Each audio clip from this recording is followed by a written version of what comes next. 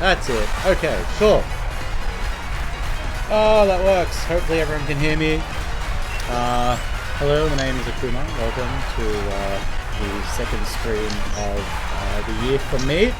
I have some guests if they would like to introduce themselves, guys. Okay, I'll start.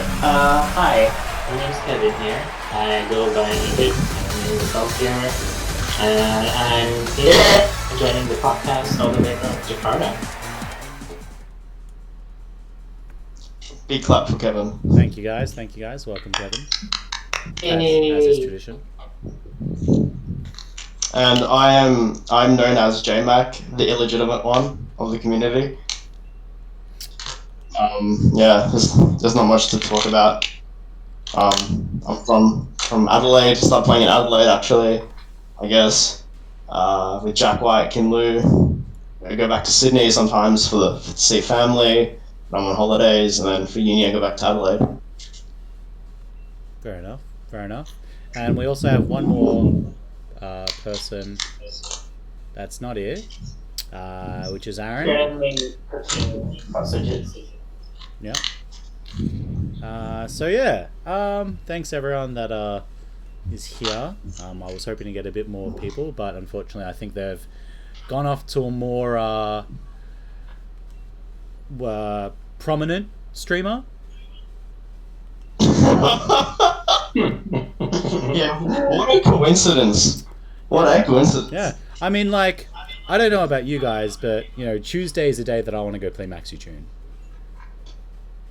Yeah, it's such a weird day. And the same time as well. Yeah, look, just putting it out there, Tuesdays are the day that I feel like, you know, playing Maxi. It's just, you know, it's just what I do. It's a legitimate legitimate strategy. Yeah. It's a good way to, like, sufficiently guess without people knowing. Yeah. Anyways, I'll just switch over to the AMA.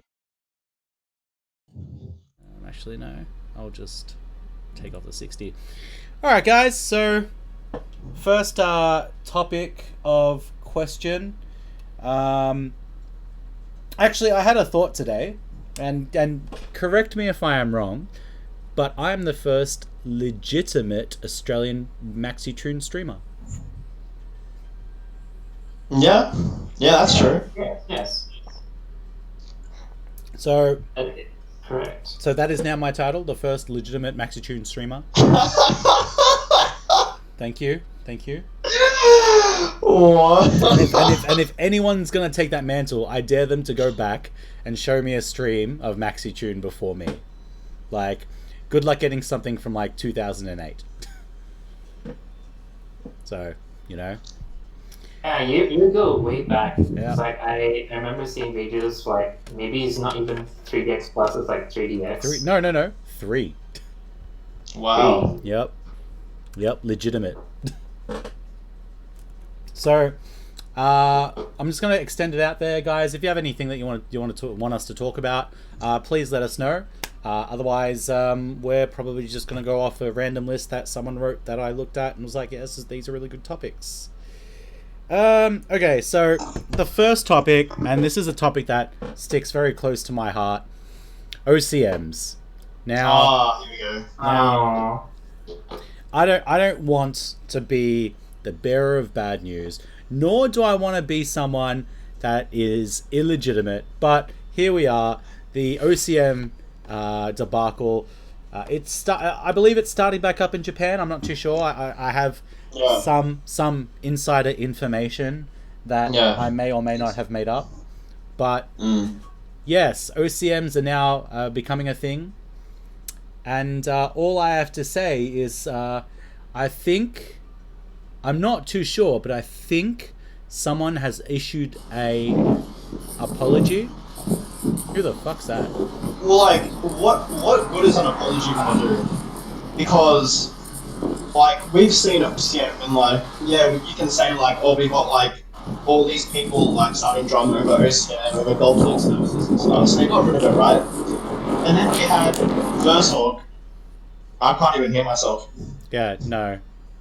Okay. That's better. Yeah, and so now we have I've just got like the versals, we like versus China versus Indonesia or whatever. And the problem with this one is like, I think the main thing is like, whenever we have an event, people try to like find a shortcut around it. Yeah. So like, I think it was DXMT who like posted like something like if you keep retiring, you can like save games to get backups or something like to get extra spins in that like mini game. I think it was a move like just keep retiring and then on a car event you get like 60 steps or something like that. Yeah. People just like find a way to like exploit like these different like glitches or whatever, and just like just ruin it. I guess.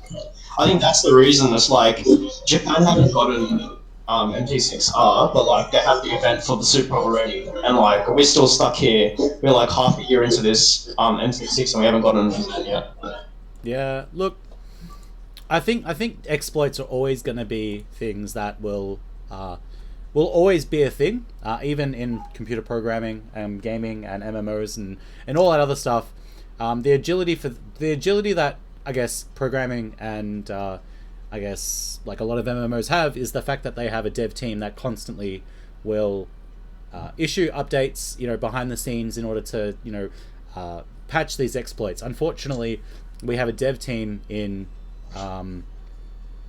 MaxiTune that are probably not, I wouldn't say active, but are not proactive in trying to reduce the exploitation in the game in terms of what can occur if they do X or Y.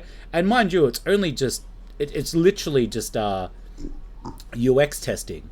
So they don't have a UX team user experience team that will go in, do what they need to do in like a beta test environment and try to exploit and therefore, try to find ways that users can exploit the game.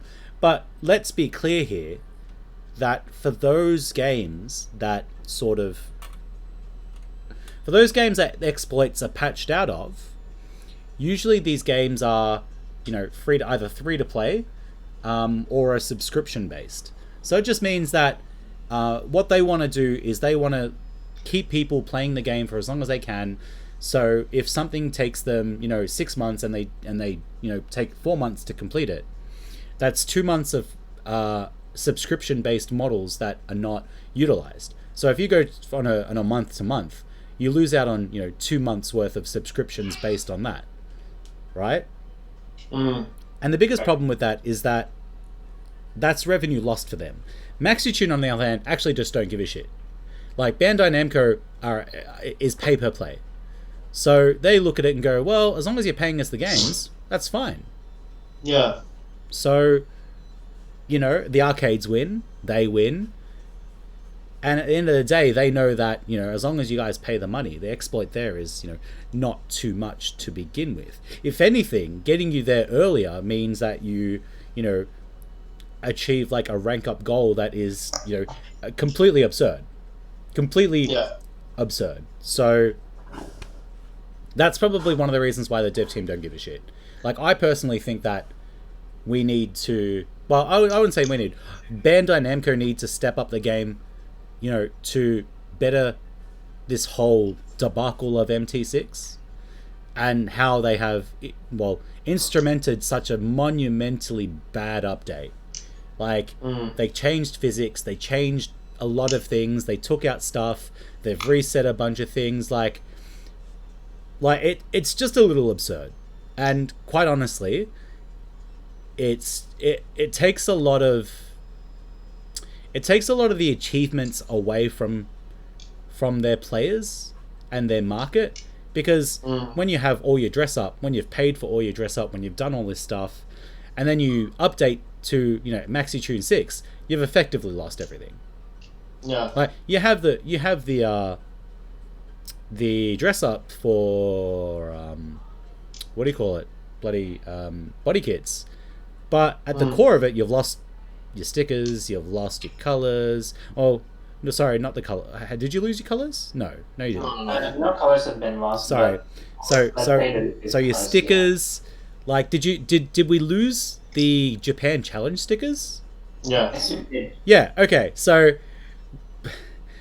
something that was like, wow, I got, what was the maximum Japan challenge stickers? 5? 8. 8? It was 8. Yeah. Yeah, The okay. initial- So you smash that 8 times and you Yeah. lose an achievement. That's really, really, really bad customer service. Yeah. That is absolutely, like, for want of a better word, criminal. That I don't understand. You're given an achievement, and then they go, "Oh, yeah, about that, we're gonna take that away because we want you to do it again." And Bandai Namco, wonder why they're not doing so well in the Maxi 2 market, and Initial D is, killing them in Japan specifically. So, I don't know. That's how I honestly feel. If I was told, "Hey, Mike, here's an achievement," and then the next update they go, "Oh yeah, wait, you're gonna have to do that again, even though you achieved it, but we'll still we'll still let you stay at the same rank, but you don't get anything further if you do it again, other than what you've just achieved." Right? I'm very discouraged at that, and I honestly would just be like, you know what? No. It'd be like capturing all the Pokemon in Sword and Shield, and then they reset it and go, "Sorry guys, you're gonna have to recapture every single Pokemon you just captured, plus everything else." Everyone would lose their mind. Be like, Yeah. no way, I'm not. No, like, sorry, this is an achievement that we got, and I should have held onto it because I did the hard work. Yeah. What do you guys think? Am I crazy? I feel like I'm crazy. I feel like I'm taking crazy pills. Do you want to take this one, Kevin? Yeah. It's like it's quite a shame that they had to close the Japan Challenge event in such a way. Well, they may as well have removed it because they had another scope in mind for the design of the ghost battle system. Now that there's more than one ghost that you can battle. But it just doesn't seem fair as well. I think this is a effect that has been caused by the removal of stickers in general as well, and it's just a shame. It's like I don't really know what the stickers went. It's like I wasn't a fan of the stickers. Didn't seem like it made sense when you equip them on. Like I don't even know what the sponsors mean, but people earned those and. There's even those rare ones that if you've completed the original Japan Challenge loops from MT5 before it gone to BX, Yeah. those are gone as well. Like it's just rare. Oh, so wow. there was a time that we had rare stickers and it was from the original Japan Challenge sticker set. Yeah. Oh yeah, it's pretty scummy, and I really think that there was a lot of stuff that the developers didn't think about when it comes to loyalty. Yeah. The customer service on it is abysmal. I'm not sure. I feel like the move from 3DX Plus to 4 was one of those moves that it felt right, and it felt like there was a massive change, but it was a warranted change and everything was for the better. Yeah. Right? And then 5 came out. There was no 4 Deluxe. It was 5. And that really didn't change the horizon too much. And then, 5DX and then 5DX Plus. And there were updates, and that's great. There were OCMs, and then there were OCMs taken away. But I feel with 6 ultimately feels rushed. Ultimately, kind of like No Man's Sky. I guess we know what the R stands for now. MT6 Rush. Yeah. Yeah. Or MT6 Revised. What are we talking about? Oh, we're just talking about the fact that with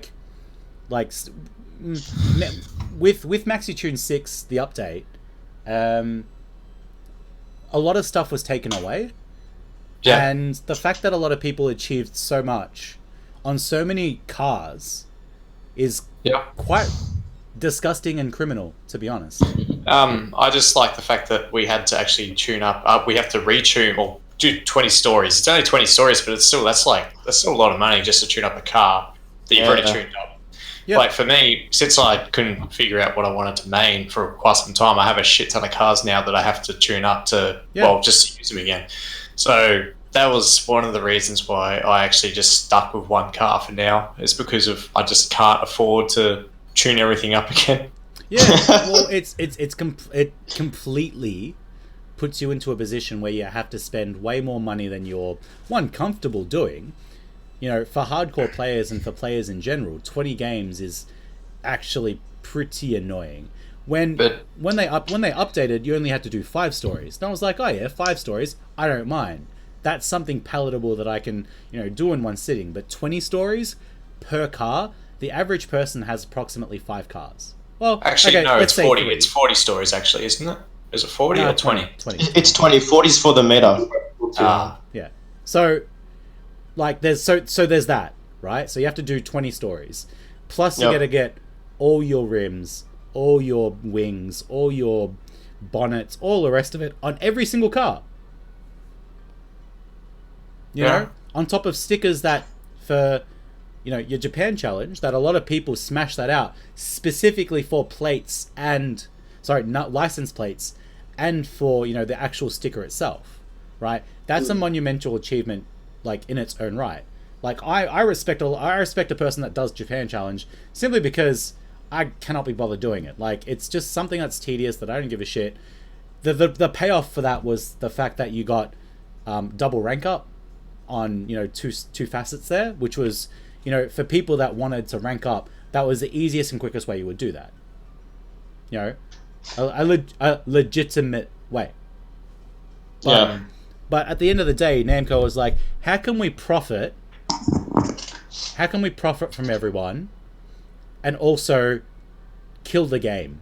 I'm pretty sure it's a licensing issue as well when it comes to the why they removed the stickers. Hey, look, the stickers themselves...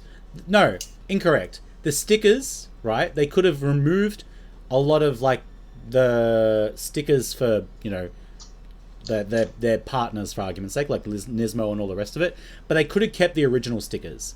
There's no copyright on the Japan Challenge stickers, nor any of the racing stickers, because it's all made within internally. So who's gonna patent and copyright like a single stripe? No one is. That's actually quite absurd. So do you reckon it's just, well, for me, I'm looking at it in my mind, the fact that they haven't added back stickers and whatnot is only due. I want to know how much staff that they have that are actually developing the game as we speak. Just to know, it's because they're probably just like, okay, we're just going to prioritize all our work into OCMs for Japan only. All these new events, all the art for the OCM plates and all that shit. Like, everyone's designated into their own area, and they've obviously just shuffled people around so people can't work on the stickers anymore, yada yada. I don't know. Could be something like that. They didn't need to work on the stickers. It's just a skin. So essentially, but that's what I mean. It's I know what you mean, but it's all they got to do is just add it back in the game, because it's still like everything's in the game still. It's just not there for us, I guess, or Japan either. But that's the problem. Like, I think it's, since I don't think the devs care enough for them to actually just go up to their bosses and just say, we still have the stickers that we could just re-release back into the game. But I think, like, they just don't care. They're just like, oh, okay, we're just moving on to the next project. Don't worry about anything else that we've taken out of the game until it comes up until a later meeting. Well, that's one of the points that I've raised, is the fact that it feels like a rushed game, right? Oh, no shit. No shit. Yeah. So 4 came out so long after 3DX Plus. 5 came out significantly after, and then 5DX and then 5DX Plus were both relatively rushed, right? So then MT6 comes around, and everyone jumps in and goes, oh, great, I'm going to have to grind more story. This is fantastic. Yeah, it's just a money grab that I honestly feel that Namco have now gone, ooh, we need to release a patch, but also make it so we're giving people more content that we're effectively taken away? I mean, yeah, I get that. I get it. It's just, for me, when it comes to my problem with MT6, well, a lot of people would raise their voice right now. Up here, it's a big problem with the netcode or whatever it is, because we are getting way too many weightless bugs, and it's compromising so many wins for people and so many losers for others. What bugs? The weightless bug. It's just, if you're battling 4-way battle or whatever, up here we've had these issues pretty much almost every single game where it's a do or die moment for someone in front that needs to block the person behind. That all of a sudden, guy in second's got this the invincible bug, the where you pretty much cannot move them and they just run straight through you. Oh, It's really? happened so many. It happens so much more now than it did in 5DX for previous expansions. Right now, it's just it's us. You can ask David Mao. Like, he's probably the best. Hello. Oh, I think David is probably the up here legitimate. for. Legitimate. Hey, Jimmy. Would you say that I'm the first legitimate Australian maxi tune streamer?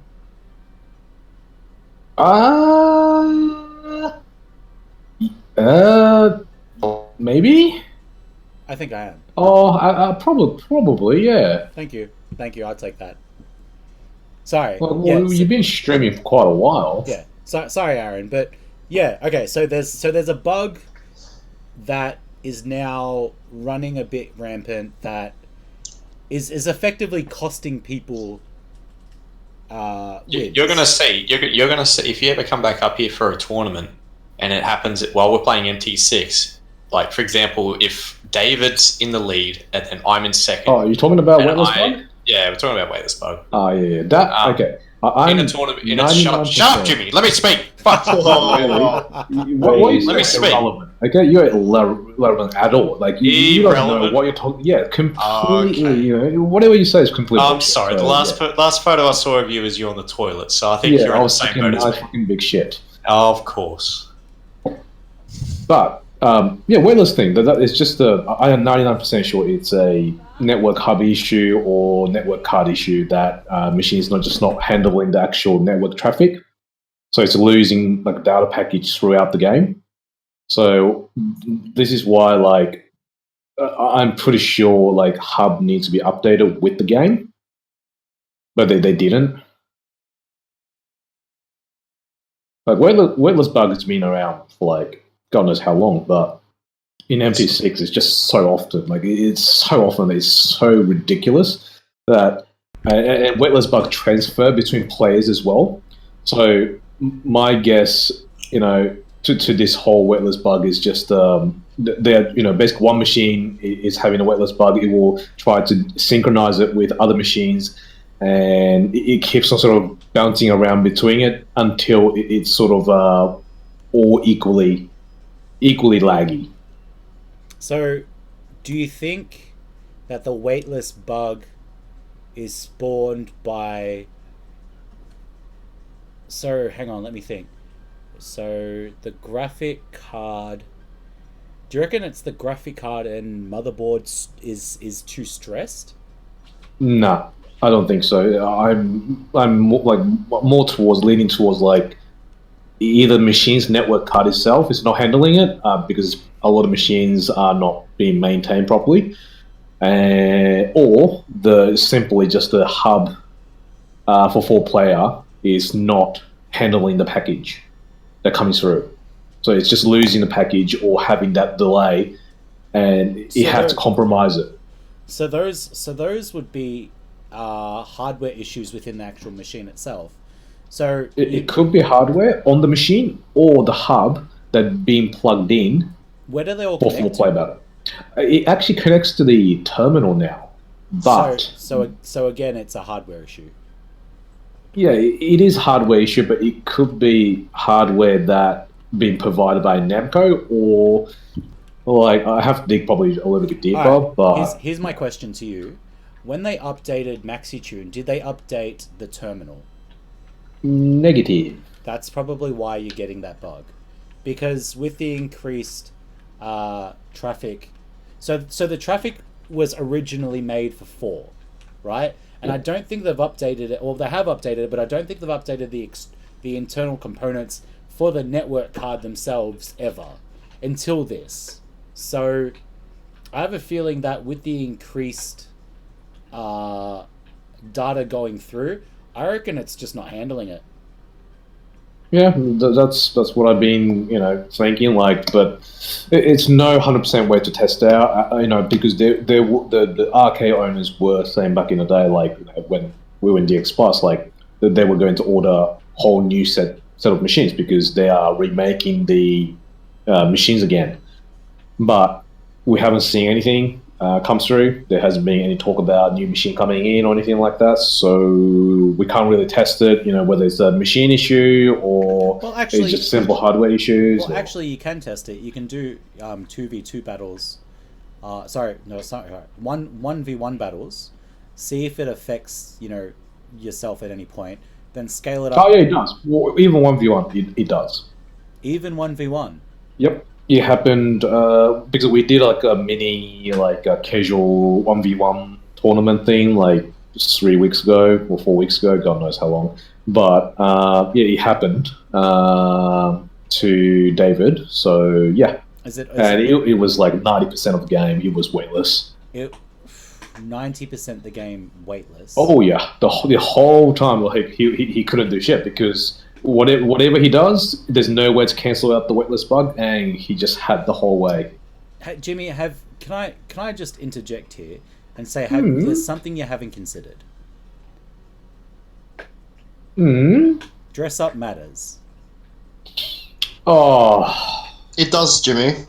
Ask John Lee. I'm not being a shit here.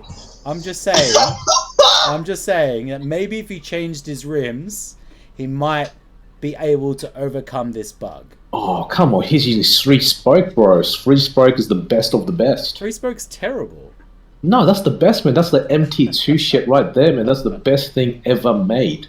So how do you feel about Namco taking away dress-ups from everyone that earned it on multiple cars? Who cares? I care. Get over it. Get over it. Wow. Jimmy, so mean.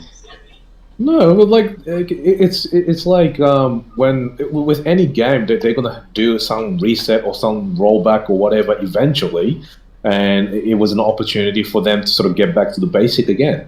Yeah, but why would they go? Why would they go basics? Like you've gotten all these rims, you've gotten all these stickers, you've gotten all these parts. Now you're gonna have to get them all again on multiple cars. Well, it's a corporate thing. They want to make more money from all the young boys. There it is. No, but like that's the thing. Like Dress Up was introducing MT3, and then just kept on adding more and more stickers, more horrible stickers, fucking fire burning, flame crap, like hot rod stickers and all that. That's all rubbish. Like no one uses that crap, but like I think the whole reason is that they want to go back to simple, not rice up the car too much for all the white boys out there. Yeah, but how do you feel about going to grab all those rims again, all those bloody aero parts, especially when we had the option to buy them in MaxiTune 5 and 5DX Plus? Yeah, I know what you mean. Like, yeah. But it is just a corporate thing. They just have to find a way to, make people spend more money, and that's their tactic. But how does that make you feel? I mean, we've got a system where we have to regain everything we lost, plus play an extra 20 games on top. Well, okay, 20 stages, that's normal because had a lot worse back in the day, so not complaining about that. It is a bit of a effort, but it's 20 games, not 60 games or anything like that, so I'm not complaining. Do you think MaxiTune 6R will reduce it to 5? You mean like the cars that getting transferred from 6 days full tuned, or you mean by cars that transferred So and haven't been? cars that are not full tuned now, they'll make it 5 games to get Fuck no. per thing. I highly I'm doubting it. Like You they, have to wait until they release any No, information. they won't do it. You reckon? I doubt they would do it. I think they will remain the same 100 stages as the story loop and 80 to full tune. I'm pretty sure that's how they're gonna do it. I find that really disappointing. No, well, like 100 story stages is, that's what they had back in, was it 3DX? Yeah. Well, I can't remember what point, there was one point. It was something, it was crazy. It was crazy. Yeah, which was crazy, but they did it, and, people just had to just do it. If you want to play the game, you just got to do it. Yeah. I feel like it's really unfair to those who have put so much effort into the game, but on so many other different levels, so on multiple cars. Like, for someone like, I don't know, for someone like myself, I like driving a variety of cars because, one, I like all the cars in the game that I have, but two, sometimes I just don't feel like driving a 6-speed, or sometimes I want to stuff around in a high ace, or sometimes maybe I just want to, be nostalgic and go into an 8.6. But they've effectively punished the fact of people having multiple cars and diversibility, where previously it was actually quite palatable. You actually have to choose a car now, stick with it, and go, well, crap. Now I'm stuck with my choice, or I have to do an extra 20 stories, or get all my crap back, and blah, blah, blah, blah, blah, blah, blah. Oh, which is fair. Like, out of God knows how many car I have, I only full tune probably 12 or 13 so far. Gee. And That's a lot still. Oh, well, but that's the thing, like, that's the cars I probably want to use for time attack or whatever, so I sort of tune it. Like, first week when it came out, full tune, like, 3 cars, and I sort of got lazy. I got lazy afterwards and just sort of tune it, once in a while type of thing. But again, it's sort of I guess for new player, it's going to be a bit harder, but for old player that already tested the car before, you can sort of eliminate the cars that you don't want. Like, I made an Audi R8 when it first came out, and probably played maybe 10 games of time attack, and I haven't touched it since. Fair. So those kind of cars you can sort of eliminate to, I don't think you need to go back to it ever again. So I guess it's sort of opportunity to go, yeah, I don't need this car anymore. Like, for people like Aaron, where they can't decide a main, then that's going to be an issue. But, Helped out at the end. Yeah, but, it's for people that, it's sort of an opportunity for you to decide to stick to one car. I guess that's looking at the glass half full. That's good. So now that we've covered that, and now we've got a bit of an audience, and we've gotten a good panel going. Can we talk about the sheep culture that we have in MaxiTune? What do you mean? Well, I just feel like everyone's just trying to get PkNSRS. Oh, but that's just one of the achievement that people a lot of sheep want to go out with. there, trying to flex their muscles. Ryan, What? someone's getting accused of being a sheep. No, that's Jeremy. Yeah, so this is your topic. Own it. This is your topic. Please, Well, I don't know come what to to the say, table. man. Come to the table. What's the whole sheep? What's the meaning behind sheep? Is I it don't just know, the fact ask that someone Ryan. someone Okay, following okay. someone else, or Okay, so it's also to do with the 192 car. Because, obviously, Alan had the whole 192 incident where he was going 192 on the highway with his kids in the back, whatever, with no seatbelts and shit like that. So, and then I think I don't know who made that car, or maybe I do. I just don't want to say their name. But then in Jeremy's local arcade, apparently Alan was there and he saw the 192 car being played by Jeremy, and also when he checks the TA rankings, they're all at the top. So the only real top TA player in that area is like Jeremy. So yeah, he calls him a sheep because he used a 192 car and just like joined like some people that were insulting him for it. Well, I mean, too bad. That's too bad. Like, you that's can't. just Yeah, yeah. Well, people copy each other's name. That's how it is, and it's a huge meme in some empty community, and that's how it is. the problem is you can't tell if Alan's like he's trying to make people mad by calling people sheep, or he's actually he doesn't understand the whole joke behind it. We never know. Again, who cares? That's what I mean. Who really gives a shit about a comment from some player? If you really want to think about it, that's all. But yeah, it's not good to think about that stuff. Move on. Penta F thing, that's already fucking last year. Get over it. 192, that's God knows how many years ago. So just get over it. Yeah. Like, regardless, that joke's gonna come up every now and then. But if you don't get over it, people's not gonna get over it. That's just how it is. If you want to be progressive, Jimmy, what's the next topic then?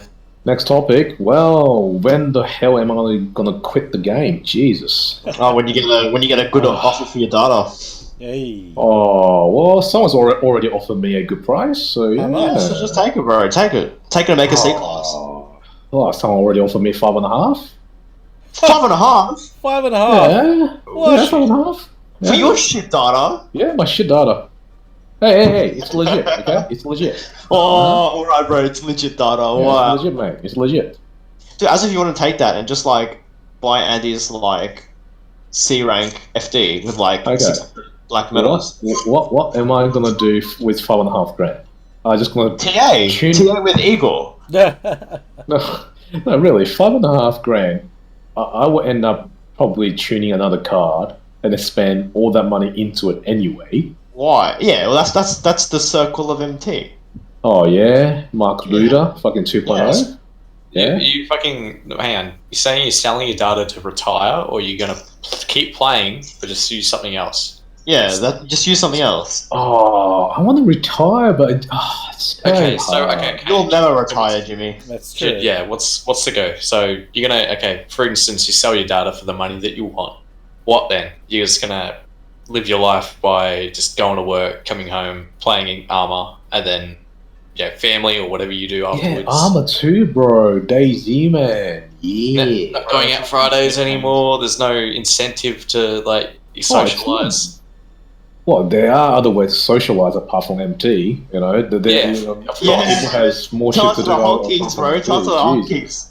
God, there are more things to do than outside MT. You can go and play bowling. I would like to do that stuff. I fucking asked you the other night with me and Ron. You can bowl, you can golf, you can pool, you can go for a drink. Ron and I went to go play pool, and we asked you, and you were like, "No." No, I've got work the following day, so yeah. Obviously, I don't want to stay out. There are things that is has priority in life. So hang on. So what's it going to take for everyone to retire from the game? If the game doesn't get fixed, if it continues the way it is, even if the 6R comes out, I guess. Because you reckon that's the finality. That's it. Like you're not like if they don't fix anything, and everything becomes worse, you're just gonna go. You know what? Sell my data for 5.5. Oh yeah, because when you think about it, right, the time attack in general, it's already pretty much. It is very still. Like it's not progressing anywhere. Yeah. Like top players are pretty much the same, so it doesn't get changed that often. It's pretty much the same old players still having the top 100 ranks. 100 ranks is pretty easy. Probably like top 15, 20 ranks are all the same people. So and TA in general doesn't get changed up much anyway throughout the years. So it's kind of. You will get to a point where it's kind of pointless. Like for me now, I don't bother really playing time attack hard out. Like back in the day, I couldn't be bothered because I just I could spend 30, 40 game within an hour, and you just go like, well, yeah, that would be boring. And then battle, is something that, verse battle is great, but with all this desync, weightless bug, it's ridiculous. It gets really, really tiring. Like, still fun. It's still fun to play with your friends, but, again, sometimes the bugs are really, really irritating, so, yeah. Okay. So, pretty much, new version gets released and everything's still shit. Yeah. Okay. So that's when you go, it's kind of pointless if they don't fix. They at least need to address that the desync issue is there, and they need to be able to fix it somehow. They'll fix it in MT6R, I think. I don't know about that. No. So, moving on that topic, the transparency between dev team and community, that needs to improve. Do you agree? That'll never happen. That's never gonna happen. Jack White told me there was a language barrier. That's why there's no communication. It's not exactly a language barrier. I don't think they even talk to Okay, the issue is, everyone expects too much from dev, because either way, even if you're looking at other games such as Initial D, for example, same thing, that there is barely any communication between dev to international players as such. As long as game works, then it doesn't even matter whether dev is communicating with players. At the end, it's a game that is being played by multiple countries. It's too hard. It's not an online game. It's not a PC game. That requires attention right away. Okay. Yeah. I wanted to interrupt just to say about not interrupt the subject, but the closest thing that the development team has to communicating to their audience is through the Future Lab news. Yeah, that was good. I enjoyed sort of having those little updates.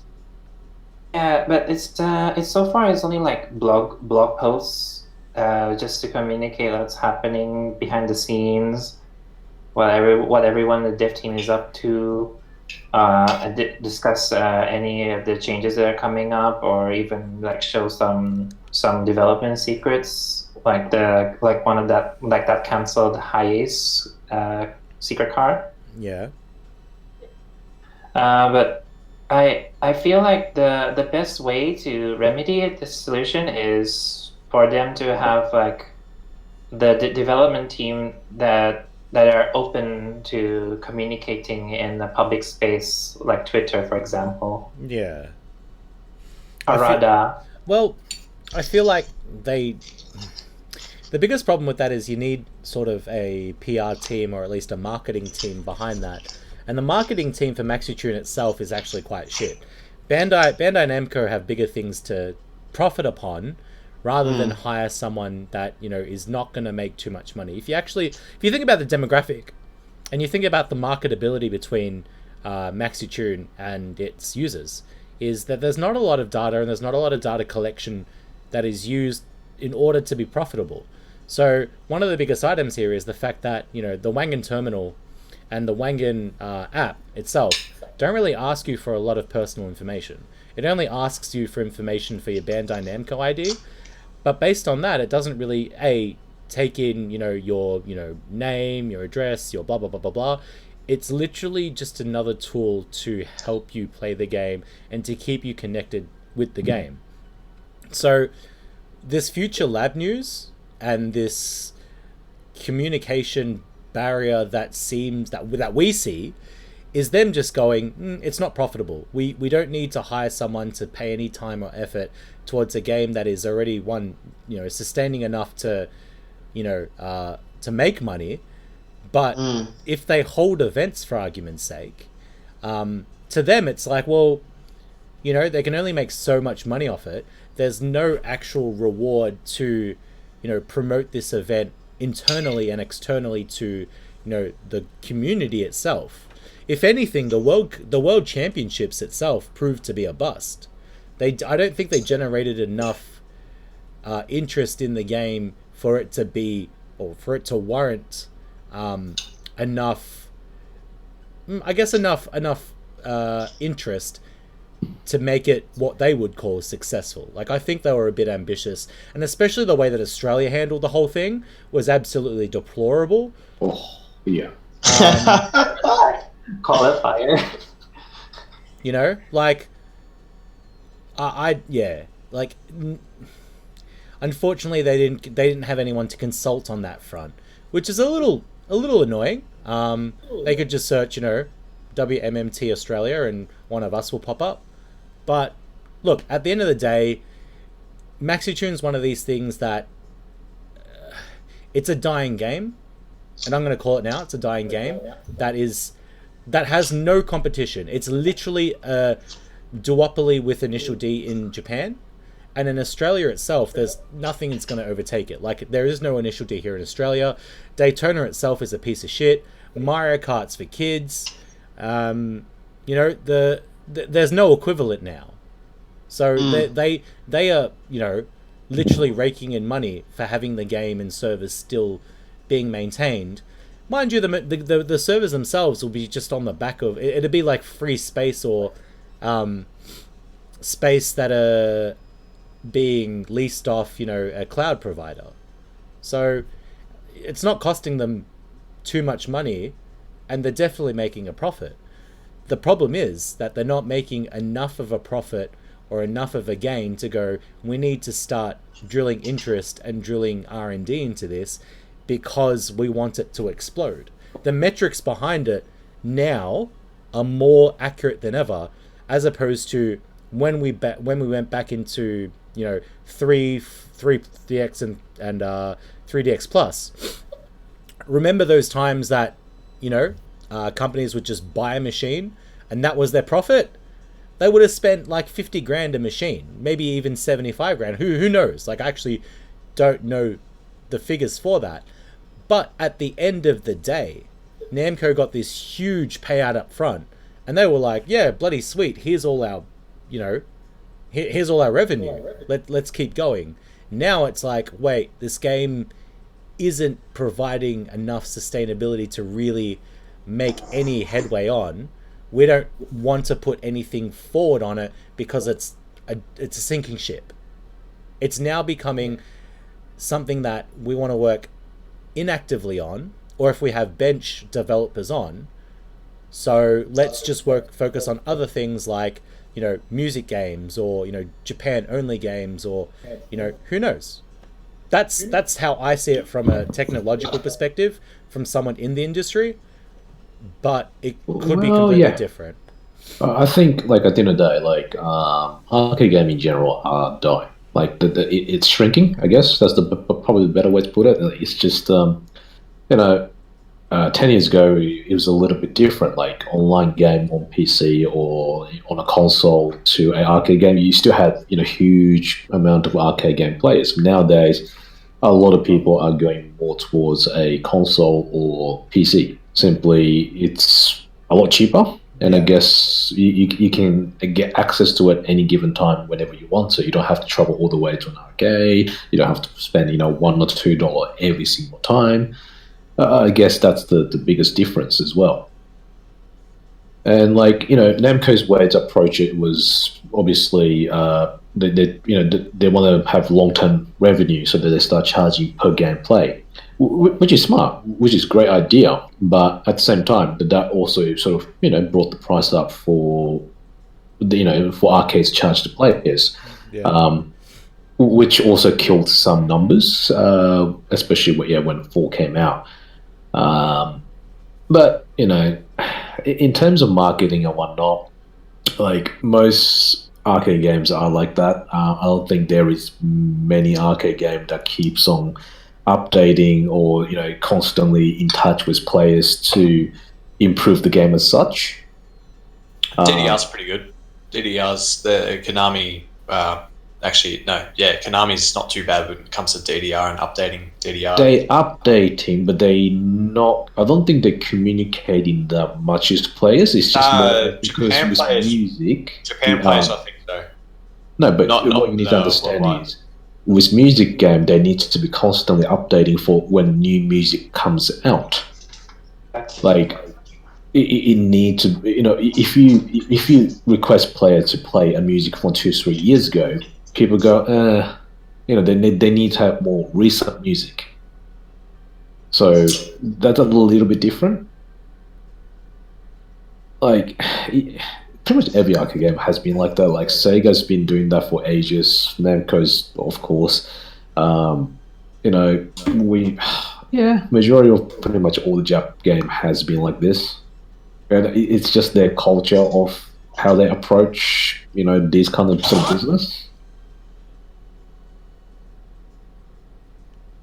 Fair enough. Well, it is very different. Well, Aaron did raise a point about Konami. However, it's like I play another B-Money game, and that game, it's updated every once a year. There's like a major sequel update, and before they do this, they would hold a location test, and after the location test passes, they would also run a survey that everyone who even did not attend, they can fulfill the survey, give their opinion, and some of the questions include like, what genres do you want to play in this game? What changes do you want the most? And they are reflected in the sequel. Like there's a lot of quality of life changes. There's something like that I think is what's missing as well with the communication. Like the communication standpoint for MT. It's just it's just a survey for everyone that can give their opinion, their 2 cents, and have it somehow or in some way reflected in the next patch. It's it's like even MT6 in Japan is not updating that regularly. Like something's definitely gone wrong. It's the first time that there was a pain point in MT's timeline. So 6 was the first bad game. Well, another issue is because the dev has changed. So I guess the new dev wants to probably take things a little bit slower, or perhaps approach a little bit different. Like 6 is pretty much the last game that is actually made by the previous dev. So 6R is the new dev, being made by the new dev. So never know. It could, if 6R turns out to be good, that means you probably know that it will be still good to go on for, probably like another decade. Yep. If 6R turns out to be horrible, then you probably know that this game will die out, like pretty much like Battle Gear 4 or something like that. Oh, Battle Gear 4, yeah. You're not wrong. I mean, I think let's just wait for the game to come out in order to make some judgments. Although I do like the fact that they did implement something that was crying out from almost everyone, which was the multiplayer ghost battles. I enjoy that specific feature. That's pretty much the only thing I really enjoy about that game. But look, at the end of the day, let's just wait for it to come out. I'm sure that there'll be more news over the next blah blah blah blah blah. But I guess what we have to do now is just figure out what we're going to do before that comes out, and how to progress, now, when, we still have time to wait. Like, has it been announced for release, or is it still being pending, or? The 6R? Yeah. Coming next month to Japan. No news overseas. So no news at the moment?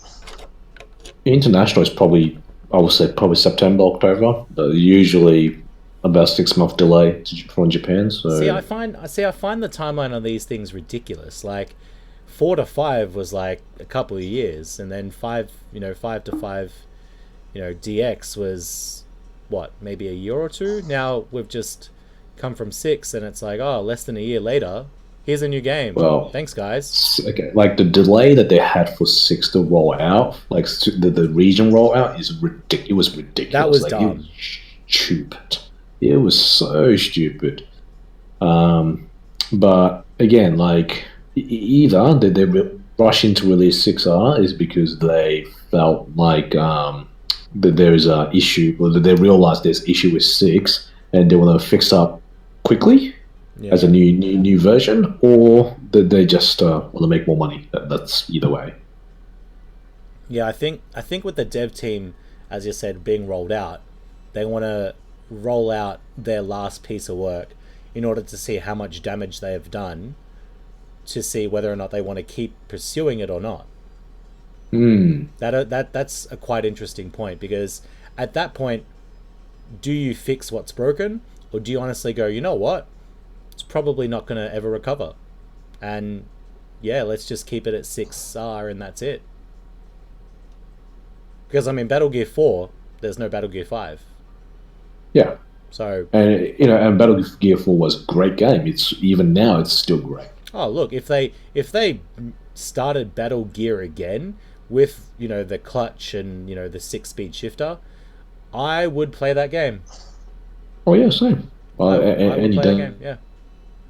Like same with Initial D3. Like if they re-roll Initial D3 with pretty much same physics but with updated graphic and whatnot, I would go back and play that any given day.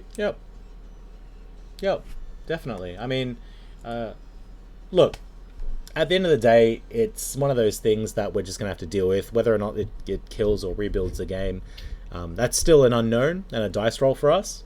But, yeah, okay, next topic. Does anyone have anything they want to talk about specifically, or do I just pick a topic? Very quick one then. Go. Very quick one. Go.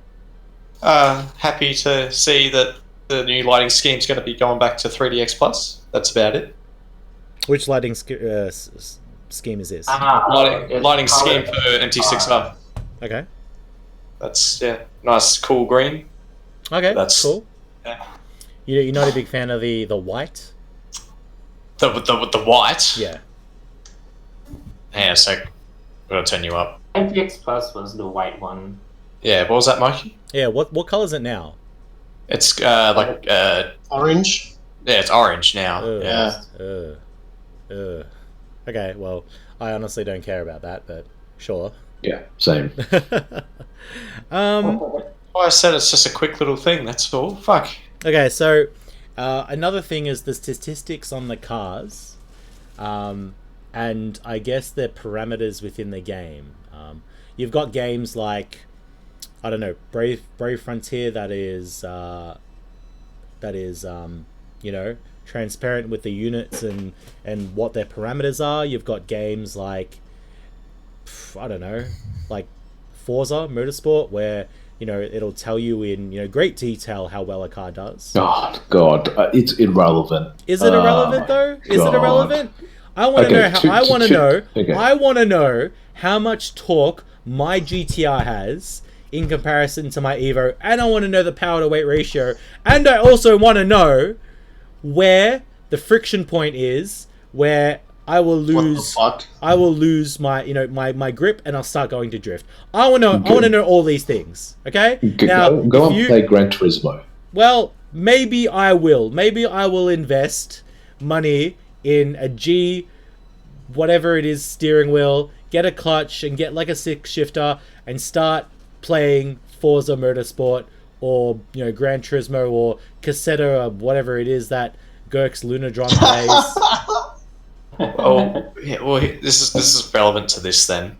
Who actually goes and plays MT for MT, not for the fact that it's a social gathering for you and your friends?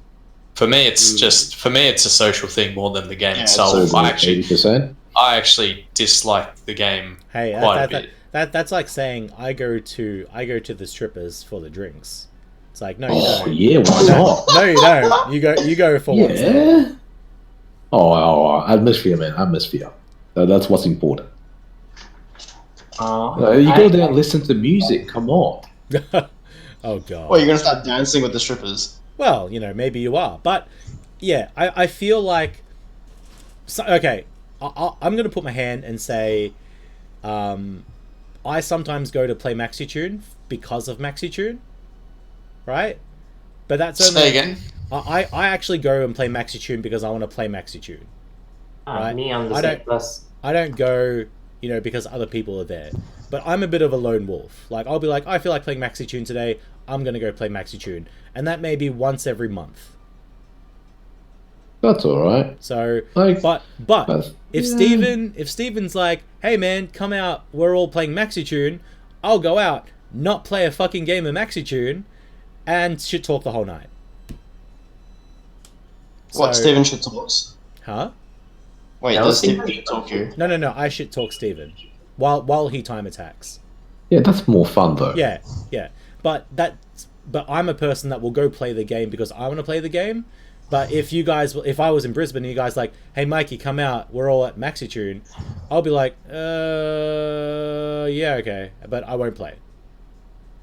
Yeah, well, that's the thing. I think Yeah. at the end of the day, it's a bit of a, like, I guess it's a bit of 50-50. Like, it depends on the mood. Sometimes you just want to go out and play. Sometimes you just go like, nah, I don't really want to play, but I still go out. Yeah, it's not like the old days where it's like, all right, let's go play MaxiTune. Everyone's like, Oh.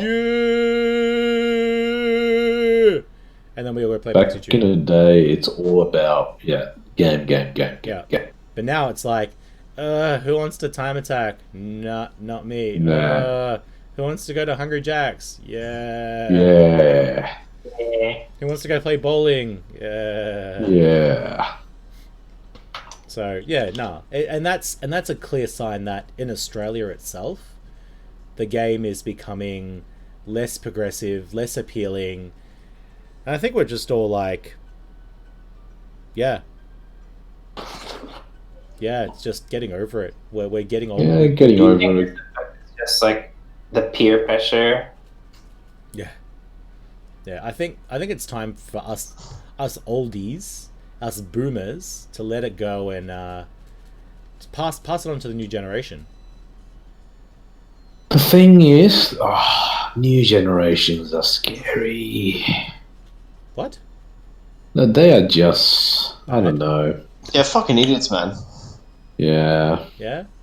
Which is kind of sad because, I remember when I started, like, everyone that was playing was all uni students or had jobs. They all had something else to do apart from MT. But nowadays, everyone just either wag school, fail school, or, doing something stupid and play MT. It's just quality of players completely changed. Okay. Yeah, fair. Yeah, the quality's not there. Yeah, that's true. Yeah, it's kind of sad. Okay. Fair enough. So yeah, so if we so that's actually a good point for us. If we left the game and all the oldies and all the boomers left the game actually would just die. Yeah, probably will live on, but it live on in a really toxic way as such, I guess. Oh, it's pretty toxic now. I mean, It's still in control. Still in good control. is it though? Well, Is it Oh though? yeah, well, Is who's it though? controlling the kids? Brisbane is good. I Brisbane is still doing good. don't even know how Melbourne's doing. I literally walk to the arcade and be like, "Who's playing? Shit kickers." Nope. No, just get Carlos to start punching some people and done. Everything back's normal. Oh god. Yeah, bring Carlos back in and be like, yep. Yeah, if you bring Carlos, I'll bring Jack White. Oh yeah, Carlos will go good to old times. Carlos will go to a bloody machine, take the sticker off. Some will call him out on it and be like, "You, no." I remember you. No, but like, no, I think it's just like Brisbane in general is not too bad. Like it's alright. Yeah. Okay. Fair enough.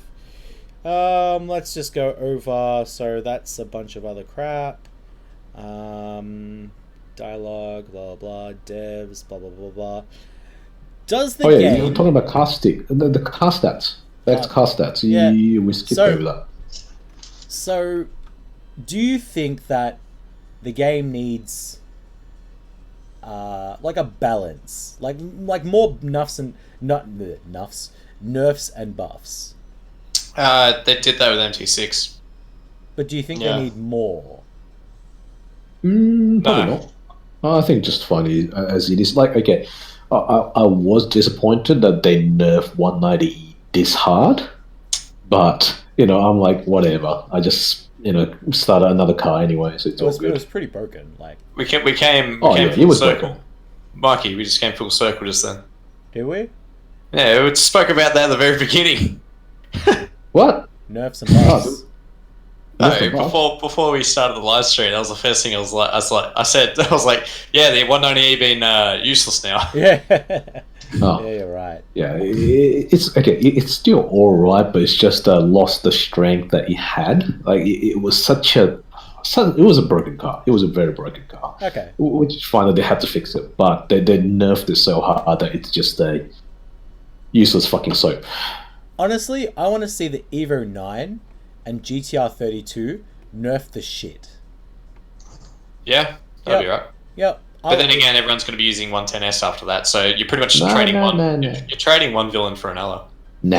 Nah. There'll always be a meta car.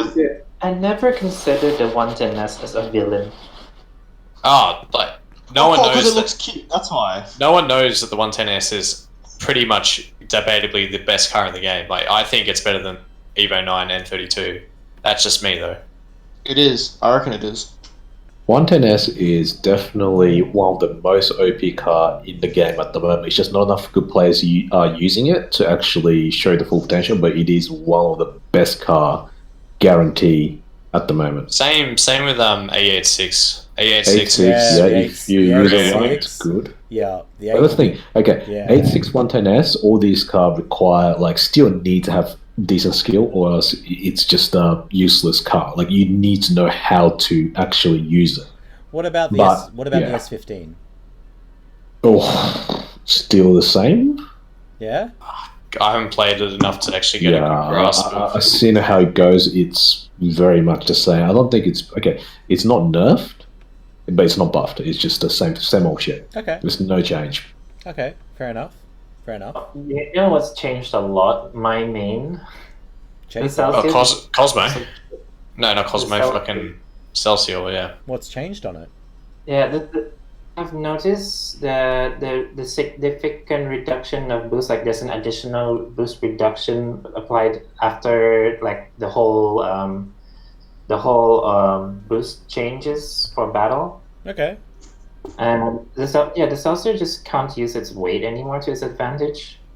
Like, a lot of times just fall behind. Like, I've only got a gold medal once from the past 6 months playing this game. What the Oh, fuck? ouch. What the hell? What the hell's... I just couldn't find an edge with the Celsior, and this was even against rivals that I just lower my skill level just to dick around, I haven't. Oh, actually, let me borrow your Celsius this week if you don't mind, and I want to try out because I actually haven't tried it in MT6 yet.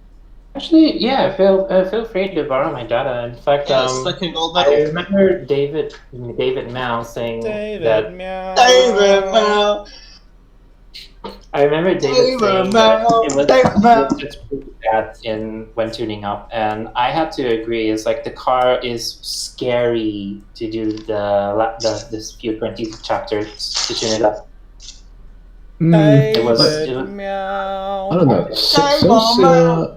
I never really liked using Celsius in game. I just never liked it. But some people say it was really, really good in 5DX Plus for tag battle and whatnot. But for me, I go, yes and no. 110. The Cosmo Uno's Cosmo was still better.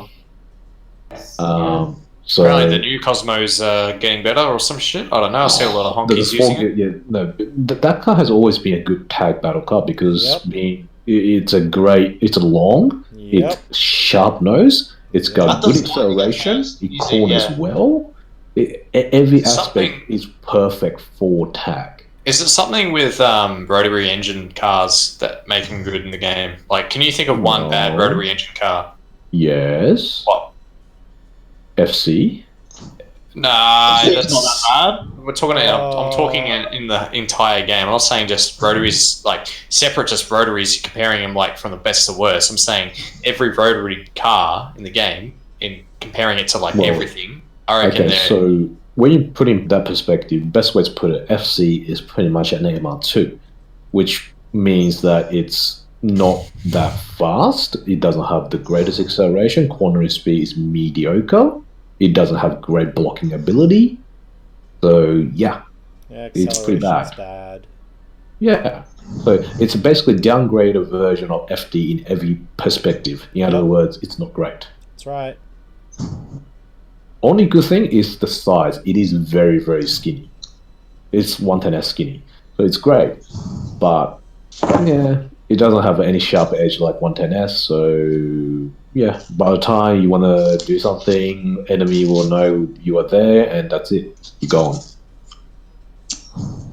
So yeah, FC is probably one of the worst livery, and in terms of grade, I would say probably, I wouldn't say probably B tier.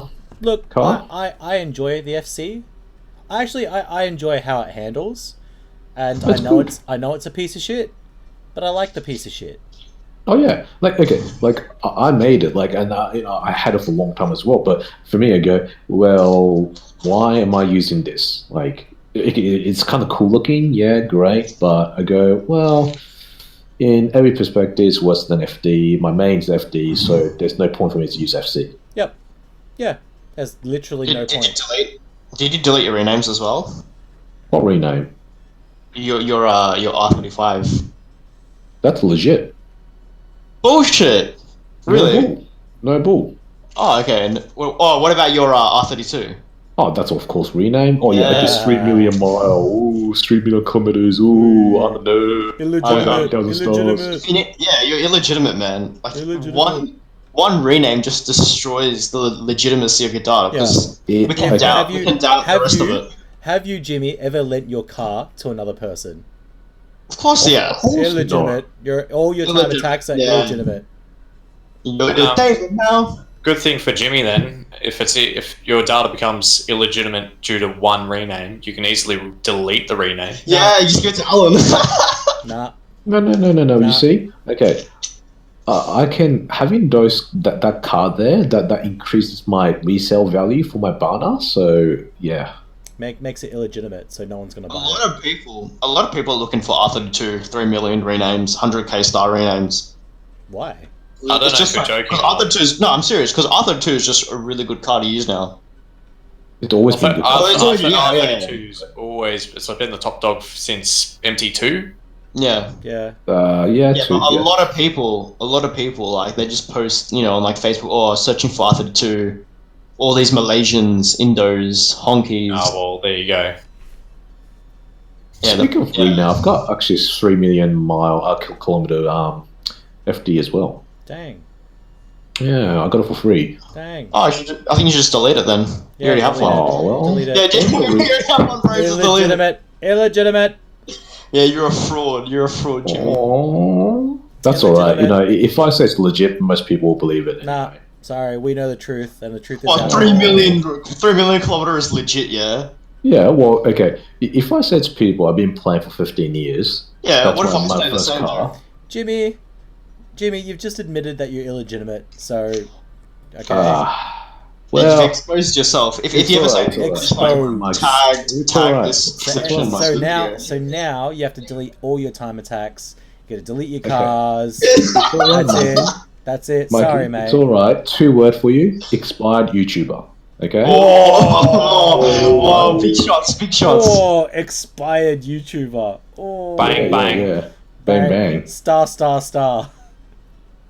Oh. E. Ouch. EJ, star. Oof. R34. R34. Oh. Actually, I caught up with EJ when I was in Sydney. Yeah, he's a nice guy. Mm-hmm. He's a nice guy. Oh, yeah? Oh, he's a nice guy. Well, what the fuck did he bribe you on now? He's a nice guy, pretty illegitimate. What, did he buy you dinner or something? No. My dinners were paid by work, so, I was like, no thank you. But, yeah, star. Oh yeah. Oh, yeah. Did you ask him about the GTR? I did actually. I did. Oh my god, no! I did ask What do you him. mean? Why do you have any doubt? It's true. Everything that he said was true. No, so he said to me that he was gonna buy it, and then something popped up, and then they backed out of the sale. Which I sort of partially can believe at the same time but again, it's EJ, so you got to discount his work by 90%. Yeah, well, I mean, he has a C63, so I'm like, yeah, okay, cool, fair enough. Oh, but C63 second hand nowadays are cheap. Yeah. I can buy from like Lebo from down the road for like 20 grand. Yeah, but it also costs easy. 9 kilos of coke. Oh yeah, that's worth it. Yeah. Yeah, you can resell and then get your money back. Resell it and get your money back and buy a brand new one. Vodka container, I picked GC8. Sorry, someone asked if I like the GC8 or Evo 3, and I'm picking GC8. Yeah. GC8. GC8. Every day. If it was MT3, yeah, Evo 3, but nowadays, yeah, GC8. Yeah, GC8, so much better. So much better. What's the next question? I don't know. What do you guys want? Do you guys want to talk about our Lord and Savior? Jack White. Alan? Well, either or. Tony. Tony? David, meow. Table man. I just got the Penta S. Who? Who, David? Nah, he's not going for it. He's just doing as he go. Like, we're not going to try hard to try and get bloody Penta S quickly. We just do it as we go, you know? David, He's waiting for Brock to get cheap games at fucking wherever. No. He's legit. He plays all the game himself. Oh, really? Okay. David, meow, legit. Wait, does service count as legit? Yeah. Oh, depends on who you're asking. We had a discussion about this the last podcast. I think. Actually, we did. Yeah, we did. Yeah, we did. Yeah, we did. It's legit. No, but it was an illegitimate podcast because you didn't have DXMT. Sorry. Oh, Hey, did you see what Alan, like, I said, I can't remember, didn't you advertise that you were going to be live streaming tonight? Then I commented, I can't wait not to be in the live stream. Yeah. And then Alan fucking comments. Alan comments on it, saying, what did he say? I can't remember. That's what I said. Come on, Jesus. Oh, you are so slow. Oh, Goddamn, Aaron. Look at the comment. Okay, look at the comment and think about what I said earlier. Expired YouTuber. Expired. oh, yeah, okay. There you go. Derpy boy. But then I Calculate commented on that. on a passport for selling. You don't. You just throw a put a figure, and that's it. That's it. Yeah. Just put a figure. If someone's gonna buy it, someone will buy it. There's no hard or fast calculator for that. Just yeah, I'd say $100 Australian for a full tune car. That's good enough. However, if you did start your calculations like from the beginning that you first make the card, or if you can recall how many years has been passed, that would be a big plus for profit, I guess. Yeah. Well, a lot. Well, you're not selling the card for profit. You're selling the card because you don't want it. So you can never really. You can never make a car yourself. Yeah, Never. if you make a car yourself, you can really pretty much never make profit. Yeah. Unless you're buying actually, you can. Yes, you can. There's one way actually you can do it. Oh, how? You make a fresh card that you just tune it, full tune it, get every single gold OCM plate and sell it. Oof. Yeah, you can't do that, man. Yeah, but you can't. But that's the only way to make profit. How many games is it going to take you to get gold plates? Oh, probably like two games. Yeah. To get a gold plate? Yeah, just two. You just play at the final day. That's it. You play on the final reset, and if you're a capable, time attack player and know how it's cushioned, yes, you will be able to do it in 2 games. Yeah, Pretty but much. it takes you money to become a good time attack player and to learn cushions. Oh, well. So you still lose. Oh, no, what you're talking about the card, not your main card. To make a profit a card, someone could do business where they could sort of tune a car and then just do OCM, get the gold plate, sell it, done. Or you could pay someone $100 for them to do the OCM for you. Oh, yeah. Oh, And now you we're- gotta and now ask we're my back- Russian friend. And now we're back to square one, aren't we? Yeah. Anyway, I gotta go and take a shower, so you guys can continue talking See you, and talk Jimmy. about bullshit. Okay, Thank you for maybe. joining. Maybe. Illegitimate, good. that guy. Illegitimate. So, yeah, look. I'm pretty much out of topics for today. We can just go straight to reviewing the chat comments. Like Yeah. some of them are just like quick questions. Yeah, okay, cool. Alright, guys, we're fielding questions now, so feel free to bombard us with whatever. But, Talk shit for 5 minutes and then just to get them in, or Yeah, talk shit for 5 minutes is fine. So at the beginning of this chat log, what do you think of the ES3 meta regarding break blocking? Do you think it induces more of like a take boost and run kind of situation?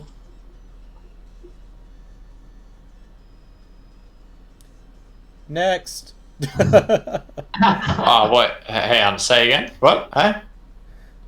The ES3 meta, is it more like take the boost and run? Yeah, so rather than hard blocking, it's take a bit of boost. It depends and on- push forward. It all depends on where you're playing, because when Danny from Sydney came up here to play, he found out that the meta up here is very fast, so we tend to, normally, 2, 3, and 4. Oh, Jesus, my fucking ears. Andy! Sorry, yes. Continue, sorry. So 2, 3, and 4 would normally try to boost everyone up to first. So whoever's in second or third, that's why it's fast paced up here, because everyone has a respect for one another to be like, okay, if we just play the way that like Melbourne plays, for example, we're not going to get anywhere, and first is just going to keep running. Yeah. Sydney's the same as Melbourne. It's shit for that reason. Yeah. Yep. So it's either. Yeah. So for us, it's definitely if you're in first, you're going to be hard blocking most of the time. I mean, depending on it's all scenario based. But like with us in Sydney, it's like if we play with friends, we can fuck around. But if it's like randoms come, then it just gets like, especially like the honkies or something. Like if it comes, it's just like then blocks everywhere, and there's like barely any running. Like there's one guy running, and everyone else is just blocking each other. Yeah, And that's yeah. that's the thing. If you want gold medals, like, and in those situations where everyone's under the same mindset of, back in 5DX where you had good boost to catch up, so you could kill someone or be killed, and there's like 8 Ks to go, you could catch up from 300 meters, no problem. Then you die if you get stopped, and then you're now 300 meters back at 8 Ks to go. You might catch up depending on like if they go Yasu or if they stay on C1, depending on wherever they go. This is implying that you're playing on C1 to begin with. You might catch up at the end, like within the last probably K.5, you'll catch up. But even then, you should be in first by then if you wanted to win, unless they all fuck up, drastically. Do you get what I mean? Yes, I agree. Yeah, cool. Yeah, I think the ES3 meta has tamed the Hong Kong meta, or like just full break blocking. Well, people can still do it, but Of course. if you want to win, you do gotta run. Well, not really. Okay, if you want to win consistently, you just have to be an all-around good player. Right? Yeah, I agree with that. Yeah. Like, okay, so I haven't really talked to anyone about this. I haven't really posted about it, but Aaron, you know Garden City, right? Yeah, huh? So Garden City's been open for what, a year now, roughly? And Yeah, time zone. Sorry, yeah. yeah, time zone, time zone Garden City. So it's been open for roughly a year, and DSM players don't really go to Garden City because 1, it's overpriced, 2, it's hot, and 3, it's budget cabs, and you can't see anything on the screens, right? And because of that, we don't really go, and none of the quote-unquote experienced players go either, right? So because of that, over the past year, a small community has grown with quote-unquote frequent players that frequent Gun City, right? Yeah. And I would call this like new gen MT players. You know, most of them quite young, around 16 to 18 years old, if not a little bit younger, if not a little bit older. And they, because they haven't, you know, versed veterans, they think they're top shit.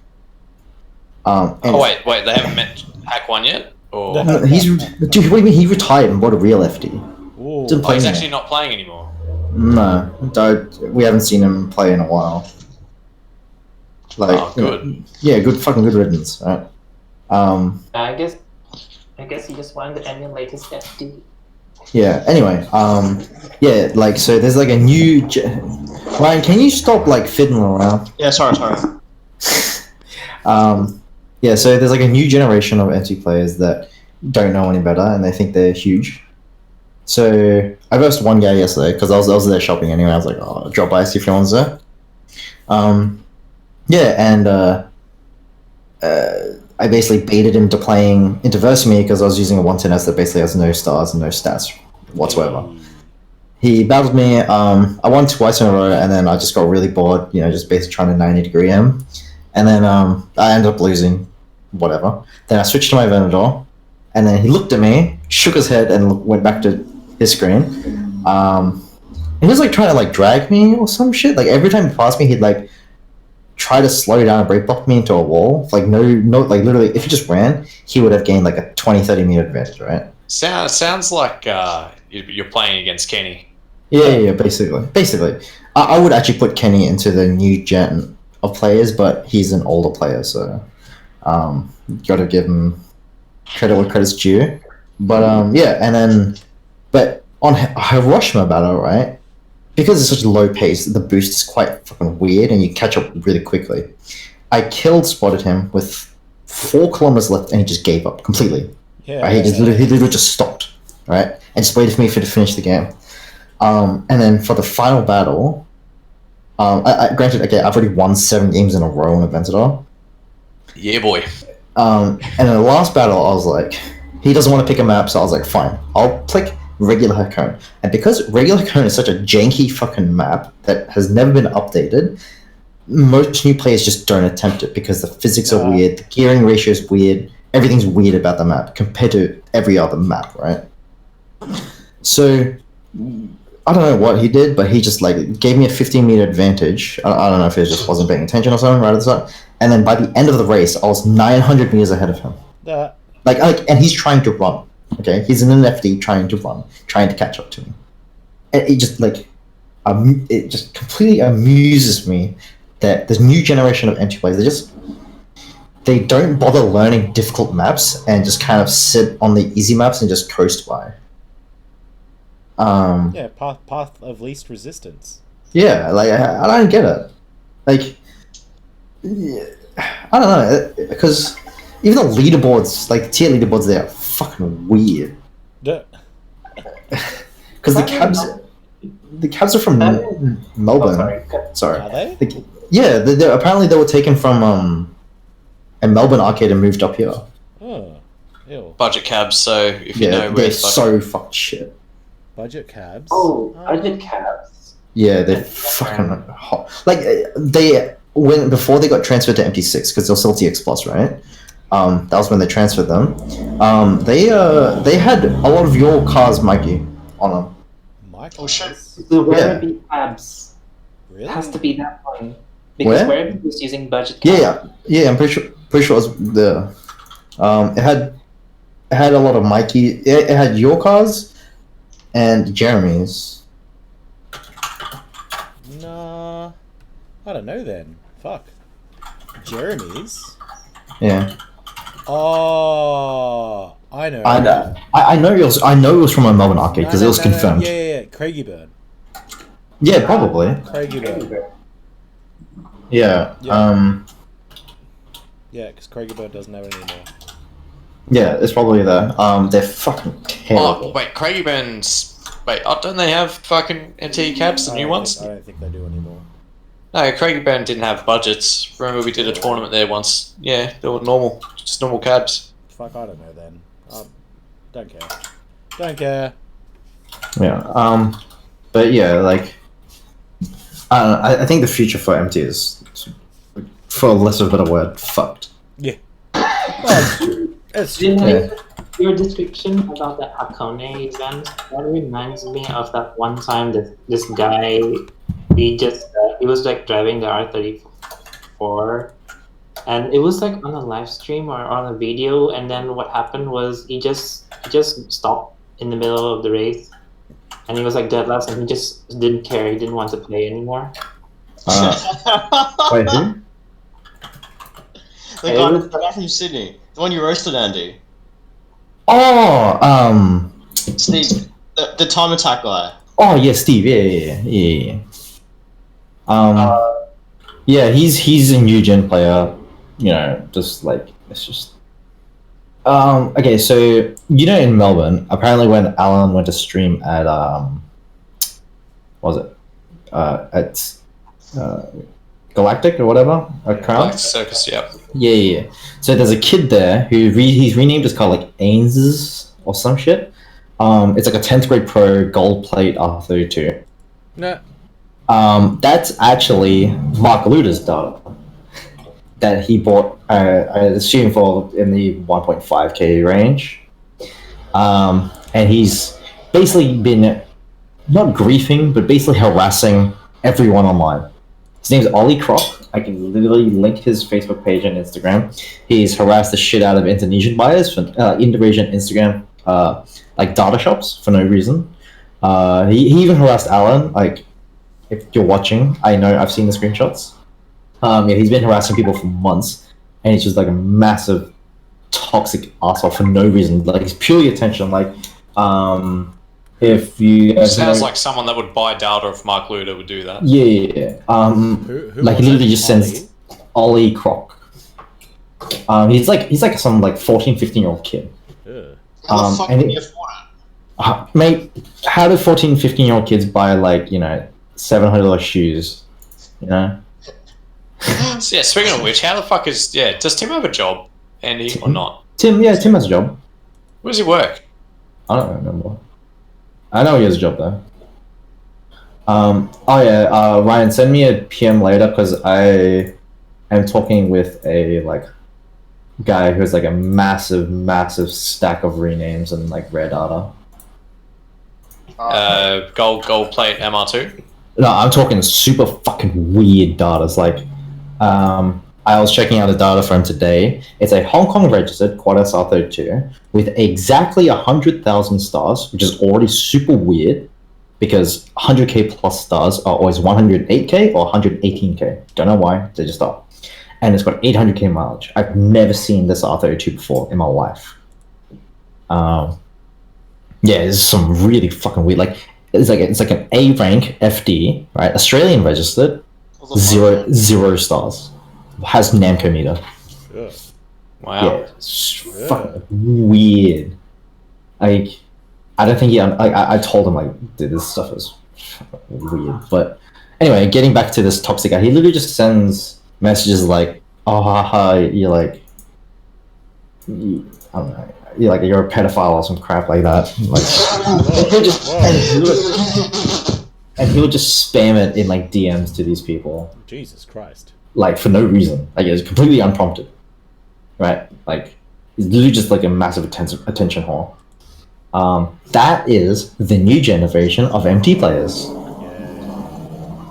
Yay. Buys 10th grade pros data, thinks he's top shit. Yeah. Yeah. Probably a game I don't want to play anymore. Yeah. That's why, like, this guy that has a bunch of renames, he's basically asked me to help him sell them. Because he has, I think, 80 right, sets of like full emails with at least like 5 to 10 renames on each card. What the fuck? Yeah, it's a lot. He's like, he has a massive notepad. I was like, dude, what the fuck? What? I'll send you his Instagram page later. But yeah, he basically asked me like, just help me promote them. I was like, okay. Damn. Yeah. With the toxic community, most of us, for example, we're all going to be moving over to a new game. Battle Gear 3, if anyone knows. Oh, you mean Fortnite? Fortnite. Said Battle Gear. Oh no! Wait, what? It's a Battle Gear 3, you tit. Fortnite.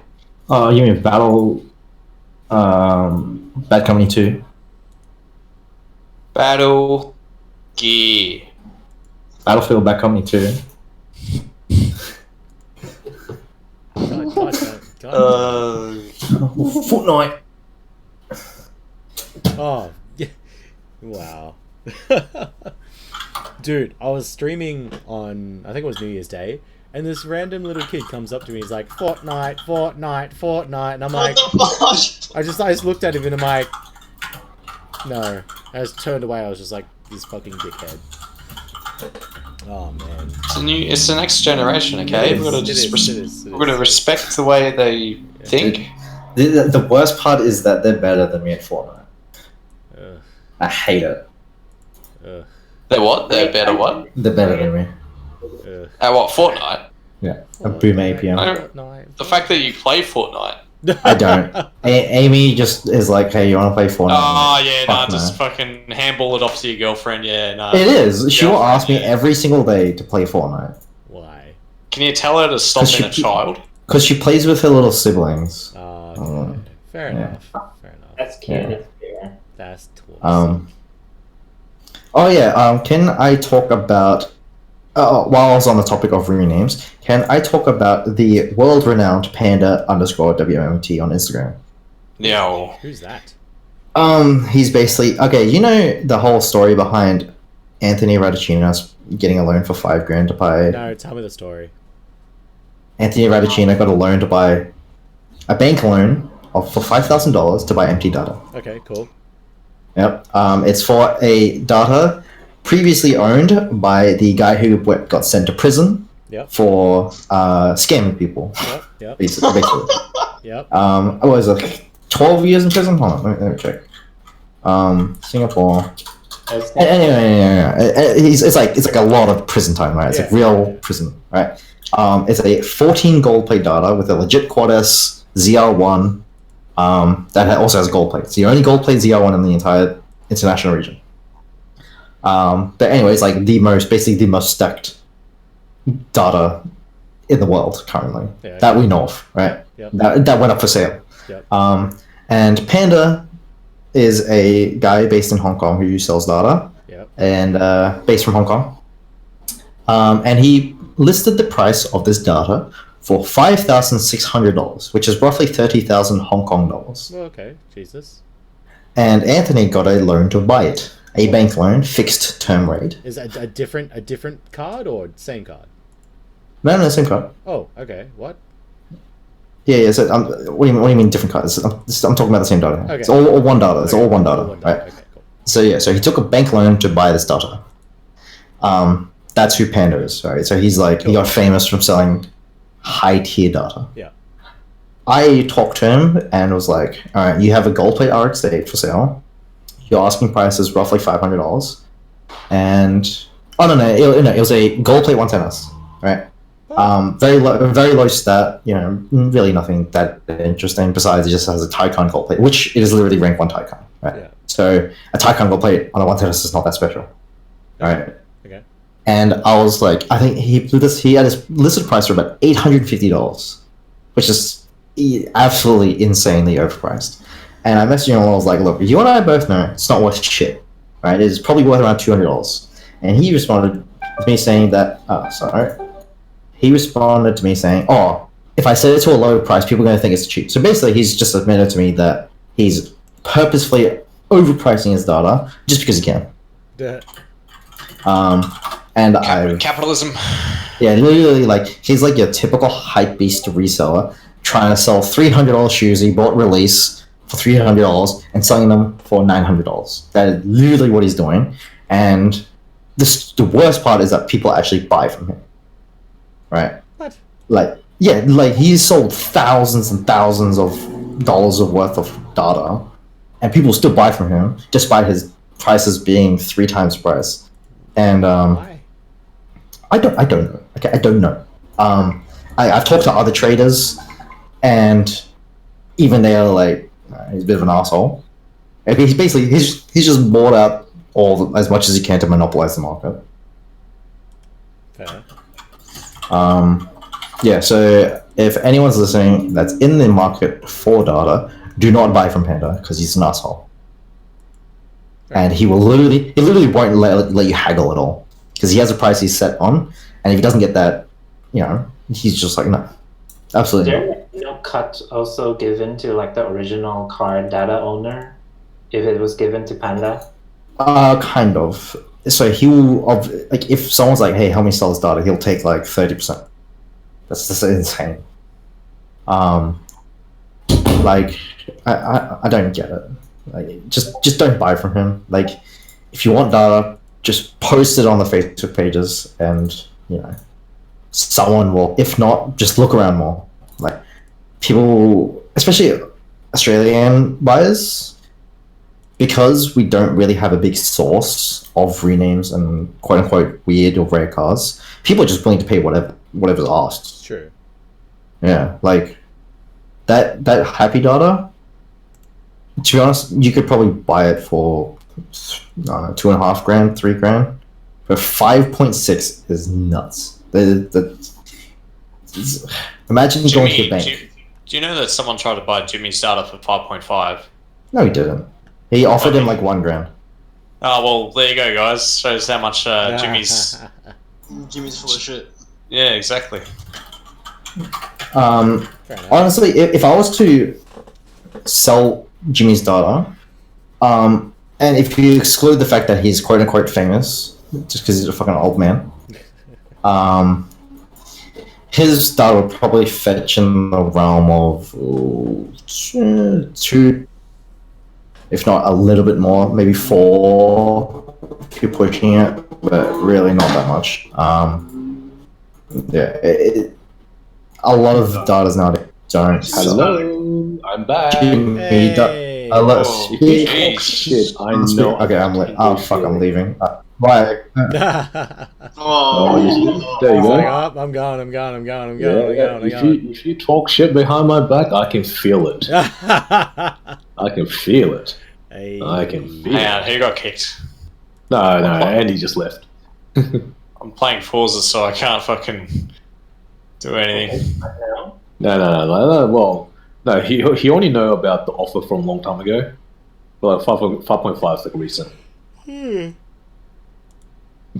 I was hoping to have a question like, how do you a question to Andy is like, how do you calculate the worthiness of a data?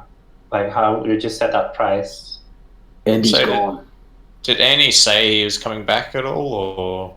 Oh, if I leave, he'll come back. hopefully he comes back. It was dropping out. Was he? Yeah. So let's probably put something a bit optimistic.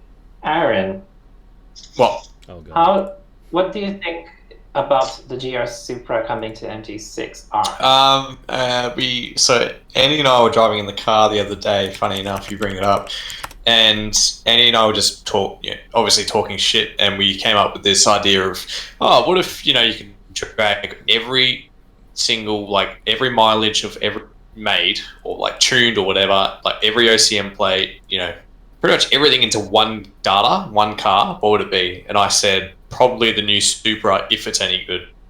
If the new Supra is just like the old Supra, I'm gonna fuck it off immediately. So I'll be very interested to see how it goes in I'm hoping it's going to be just like a 30, like another 35, pretty much. I'm hoping anyway. The other thing is the new Supra in real life. It's really small. It's smaller than the 86. Oh, it is. No, it's not that small. No way. It's it's got a smaller wheelbase. It's Z4. It's Z4. Z4 It's size. not that big. I'll have to look it up. I'm going to have to look up the dimensions. But I did learn that the GR Supra really did get something smaller compared to its predecessor. No, sorry, not 35. S2000. I was meant to say. Ah, okay. Speaking of which, anyone actually using Anyone using the S2000 for TA or anything at the moment? Jimmy. No. No one? Yeah. Well, I wish that car had dressed up. That's all I'm going to say about it. Well, so the GR Super is only like 120 odd thousand In real life? in RL. Yep. Yeah, I think they start from like 90. Yeah, 90, Oh, 92 120? plus. Yeah, 92 plus GST, I think. Yeah. About the same as the Z4 if you buy them in S-Drive i40. Yeah. I think 40i, yeah, that's like the... But it does, the big yeah, engine, it does the V6. 250 kilowatt and 500 newton meters of torque. I mean, I get 430 on my road. It does more than that. I reckon, like, I've seen, like, other people say on the dyno, it's been doing a lot more. Really? Yeah, they just... Very light tuning, like exhaust tuning and whatnot. Apparently, you can get a lot of power out of just very minor tuning. Oh, Jesus. So I've been told. Yeah. Still. But then again, since it's a new car, you can't really, like, people say that, oh, they're getting big power out of all these little tunes. I mean, since it's a new car, new motor, whatever, only time will tell to see how far, someone's obviously going to take it to the point where the car's going to die. It's just since it's a new car, no one knows where that point is. Yeah, fair. I mean, it's so impractical. The car itself. Yeah. Isn't it a 4-door? Like, sorry, It's it's a a 2-door. It's a 2-door, but it's doesn't have two seats in the back. I don't think it has. I don't think it has any seats. Nah. It's only two-door. Two-door, two seats. Oh shit! Okay, so it's basically just a flex car. That's all it is. Yeah. Yeah. It's, pretty much the same chassis as Z4, but the Z4 is convertible. That's Yeah. like the main distinct difference. So just buy a Z4. But I can't really, Z4 is slower. complain. Yeah. There was this video I watched, and it was like, I don't know, it just showed the Supra just be faster in every. Yeah. It's BMW. It's a luxury. Yes. Yeah, it's just really impractical. Oh, God. Probably more practical than the Supra. The Z4. Yeah, it's just performance-wise where everyone's watching because it's a sports car. The Supra is better than the Z4. But if you're in for the amenities, it's the Z4. Mm. Poor. That being said, I think when its performance is translated to MG6, I have a feeling that it would be S class, like S tier. Mm. It It will be S tier, but it doesn't have it's not as grippy as an FD. I don't think it will have the top end speed. I think it'll have good acceleration. Oh. Nah, I think it's gonna just be like the S2000. That's what I was trying to get at. Like, You reckon? pretty much everything. Yeah, I reckon it's gonna be just. There's a like really S2000. good chance. Yeah. Yeah, fair enough. But that's then again, they're two completely different cars apart from the dimensions. Because apparently Jimmy told me that they got very similar dimensions S2000 and the new Supra. Okay. Fair. So who knows? Who knows? I just wish Lancia was in the game. That's all I'm going to say about that. Lancia. Oh, God. Like, you're not going to see Lancia man. on fucking Wangan. That's in MT. I have a feeling that Alfa Romeo actually might come into MT. I hope so. I have a feeling that they might put like Alfa Romeo C8 or something like that. But the problem with that is it's a Fiat-owned company, and Fiat also owns Ferrari, so they would have to put in Ferrari first. Not necessary. Not necessary because Ferrari doesn't really. Oh, I guess they can. It's the same company. They're run by the same company, so But they. you know what's going to happen. It's the same It's parent going to be company. like. It's going to be like, oh, Lamborghini's in the game, so our car has to be better than Lamborghini. All that bullshit. Italian bullshit. Yeah. Yeah. Really don't want to talk about, I wish we had this in the game because we're just, yeah. It's Oh, I wish they just stop really updating and just let the game move on to something else. Yeah, let's just wait for like Maeda and Takenaka's. Yeah, next well, project. they have said that they are working on possibly a new project that it will be attractive to MT players. good. Well, I hope so. are you sure we're going to get it in Australia? Or better yet, within yeah. 15 years. With those two dev, yeah, probably, because those two actually does care about overseas players. Like Maeda and Takenaka, they both actually care more about international players than probably any other game developers for arcade games. Okay. Yeah, so A lot of people have Maeda as a friend on Facebook. I don't know how how far that Maeda goes. is just a friendly guy. He just Yeah. does it, But like it's not like you added him and he adds you back and he's just like, oh my god, we want to be best buddies. It's not like that. He's just doing it as a gesture. It's a very Japanese thing. Yeah, okay. It's not like he wants to- I've seen like a couple of my friends have Dave Rogers as a friend on Facebook. I don't know, same thing with that. Who the crap's Dave Rogers? Oh come You're a on, big guy. Eurobeat guy. You can't. Oh, you gotta know that guy. He's the king of Eurobeat. Yo. But at the same time, he's the cringe of music videos. Fair enough. I mean, he doesn't really know what's cool and what isn't. He's just doing his own thing. He's a bit of a hippie, isn't he? I mean, he's just trying to, he has a very warped idea of what's cool and what memes are. I reckon he's obviously got to that age where he's just like, he's looking at what he thinks that cool, what kids want these days, and that's what he's making. Boomers. Yes. It's like he's feeling like a renaissance because his music is popular again. Yeah, pretty much. Pretty much.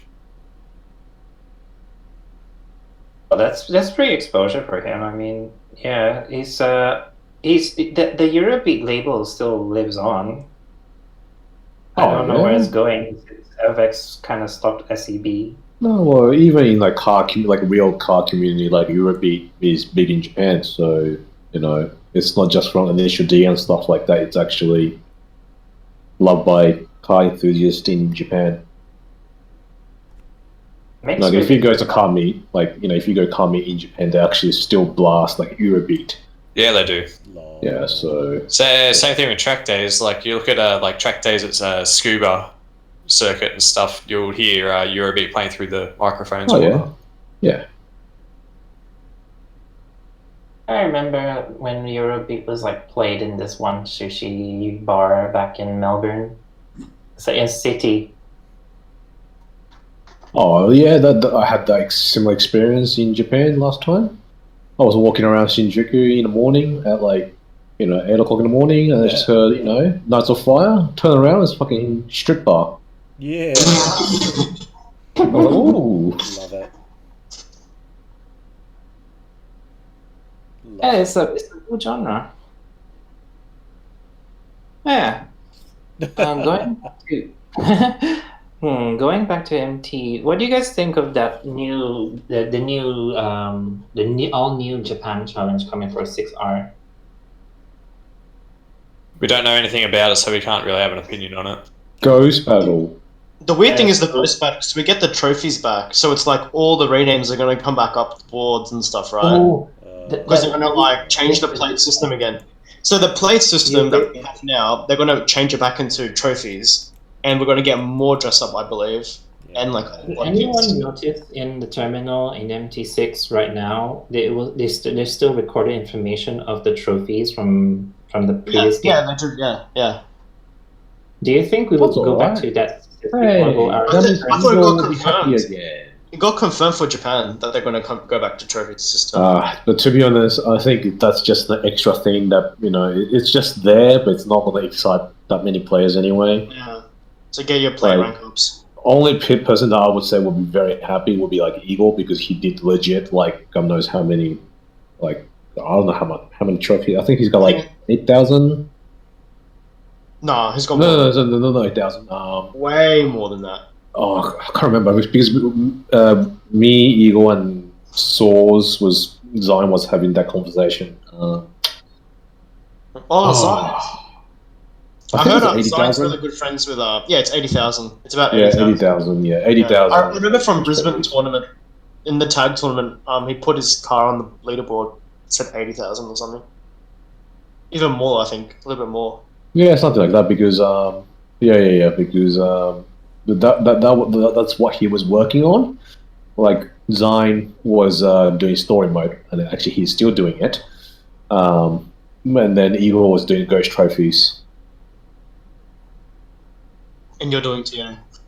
No, I just don't give a shit. Full stop. New tachometer or whatever it is coming in when the server is. Wow, scam code, come again. Wait, another one. Another one. Another one. I want to know what it looks like because, I mean, I know what it looks like. We have photos, but actually seeing it in game would be interesting because I've seen the real life concept of what they're trying to. It's the yellow LED one.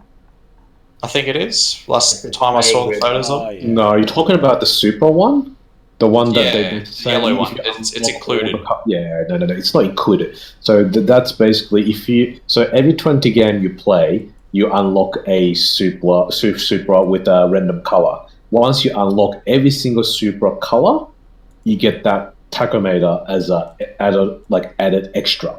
What? So okay. To what technically, car? you have to any car. So but you basically have to play. I think it's 5 colors for Supra. So you got to play 100 games to unlock every color. Then you get the meters. Technically, you're playing 100 stories. That's what it is. Because you got to play 100 games. Yeah. Either way. Yeah. So it's a scam code tactic as usual. So it's nothing special. So what? Everyone's gonna get 8. Like, how many Supras are there? I'm pretty sure it's I think 5 there's 8. colors. No, there's is it 8 more. colors? Is There's it 8, 8? That many? Oh, 8 Jesus. or 10. Okay, there you go. So not that many. So It's gonna be a car that has no dress up, so it's gonna have more initial color car due to the fact that you can't get any dress up for it. So that's why they try and compensate it by having more colors. Yeah, but either way, they basically you have to unlock every single color to get the meters. So it's just a tactic to give some autistic player something to do. Really, it's stupid. you know what I think's gonna be the next Penta S? Supra. Or 5 Supras, 5 Pentas. If he does that, I'm gonna fucking smack him with. Fucking backhand him. That's too far, man. Oh, who cares? It's a lot of money. Yeah. Oh, who cares? It's just money. Money is just a number, right? No, but he has to take care of his fucking kids and shit. He can't fucking leave him at home while he's playing fucking arcade games when he's like fucking 30, 40 years old. That's his choice. life. That's his choice. But, He likes but that how way. can the kids have to suffer? It's not fucking. He's not with her though. No, it's not. I'm With pretty the sure it's kids. not. No, I'm he's pretty not with sure. Bridgie. Yeah, he's not with Bridgie. He's with that Filipino person. Yeah, fair enough. I'm pretty sure. Yeah, Reggie has the kids. Yeah, that's right. Kids, pretty sure. Yeah. Domestic helper. Yeah, so he can do whatever he wants. Like, he's not married to her, so Yeah, it doesn't matter. Well, he still probably have to pay. Rent. Oh no, like, they're still living together. I don't know. I don't think so. Don't care. Who are we talking about? Alan. Well, wait, he doesn't have a girlfriend anymore. No, he's with some Filipino person, I think. No one knows. No one knows. No one cares. But like either way, like whether he does it or not, that's it is his money. He can do That's right. whatever he wants. It's his choice, and if you want to do it, just do it. That's great. What would you be able to penta them and sell them for a profit though? Definitely not. Like that's the same topic as we were saying earlier. There's no way to make really profit from a car unless, like I said earlier, where you just full tune a car, get all the gold plate and sell it. That way, it's definitely profitable. But if you self tune a full tune Penta S, you can't make money because no one's going to pay unless your games are what 5 cents per game. Then yeah, probably. But if you pay the standard $1, $2 games, then probably not. Yeah. No, because Penta S to Penta S a car from scratch. There's a lot of I money. don't know how much money. Oh, it's probably like. Alan said it's about 15,000. Like his calculations, roughly. 15,000. Let's say that's 15,000 game. If you happen to get double dollar, so you get $1 per game. No. 15. I think that's a bit of a borderline. You probably still have to get stars and whatnot, so that really depends on your ability to gain stars. Of course, if you spend $2 and get like 2,000 stars, then yeah, 100%. But obviously not. So give or take, yeah, could be anywhere. 15, 20, 30 grand, just depending on how you do it. Fair. But again, like 20, 30 grand, if you make like 100,000 plus a year, 30 grand's petty cash. 30 grand's petty cash. Yeah. 30 grand after tax. Ugh, no. 30 grand. No, That's that's only 3 months. No, let's say if you get 100 grand a year after tax, 30 grand's nothing. If you're getting 100 grand after tax, you're making 200 grand a year. No, it's about 150, 160 grand. Ugh. Yeah. No.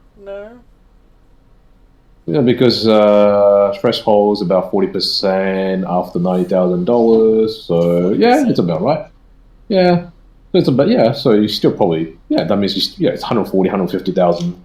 40% of 150. That's like 60 grand. That's 90.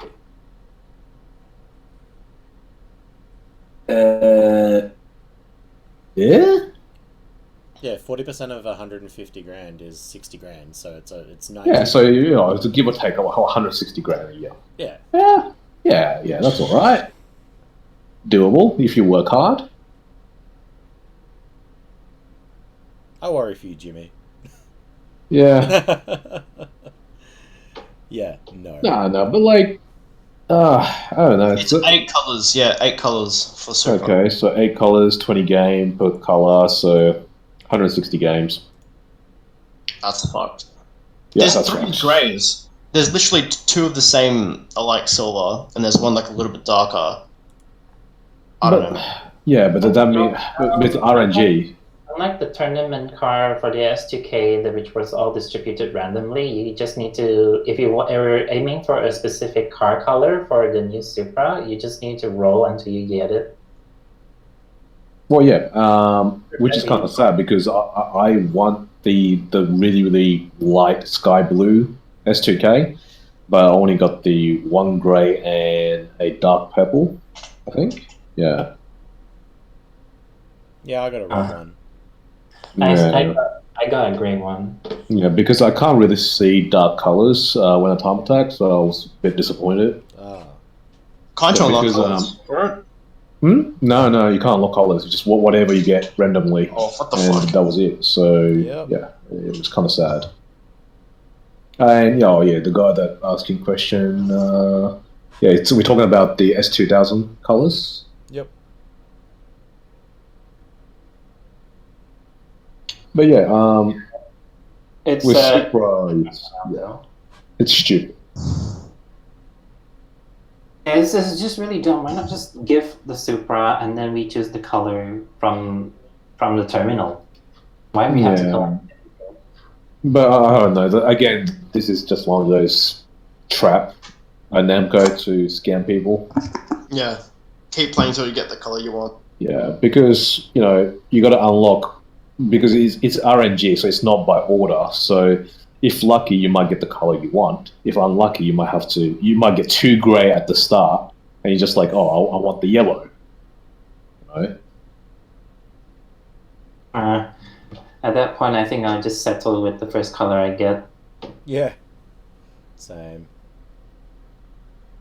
But someone's going to be like, yeah, I want to unlock the limited meter, so I want to play 160 games. I mean, that's going to be me, definitely. Oh, you're sad. No, I just like Okay. I like collecting stuff. That's Yes and no. 160 games is very easy because it's not a specific game, so you don't have to do story mode, you don't have to do ghosts. It could be time attack as well. So, I guess you could sort of wait for the event and then time attack, and you can probably unlock it. Like 160 game, that's $320, $320. Yeah, that's pretty much about 6 hours of TA session. Avoid exploitation for that tech method. Just do TA. Would they count retire? Quick question. No, but these are 20 games, Quick so question. it doesn't matter. Is it going to come to us full tune, or is it going to come to us? Probably N rank. No, I think it's full tune. Wait, can you translate it? Oh, I think that it's not full tune. I think you have to do 20 stages. Actually, it doesn't specify. If I remember, I don't recall seeing it about the. Just states that it starts at the car stats. It starts at 340 horsepower, which is just like stock. It does not say if the price that you earn is fully tuned. Yeah. Well, we don't even know if we're gonna get it or not. Oh, we will get it eventually. Just like Well, that's what they said at OCM. It's Tokyo. It's OCM. Toyota's flagship car. They're gonna want to push it. Yeah, because when you think about it, Toyota doesn't have any good car at the moment in game. Like MR2 is borderline. Celsius is gone pretty. Say that again. Yeah, I was going to say A86. Yeah, but my that's friend. the only car. That's like the only car. KQ CEO, QK.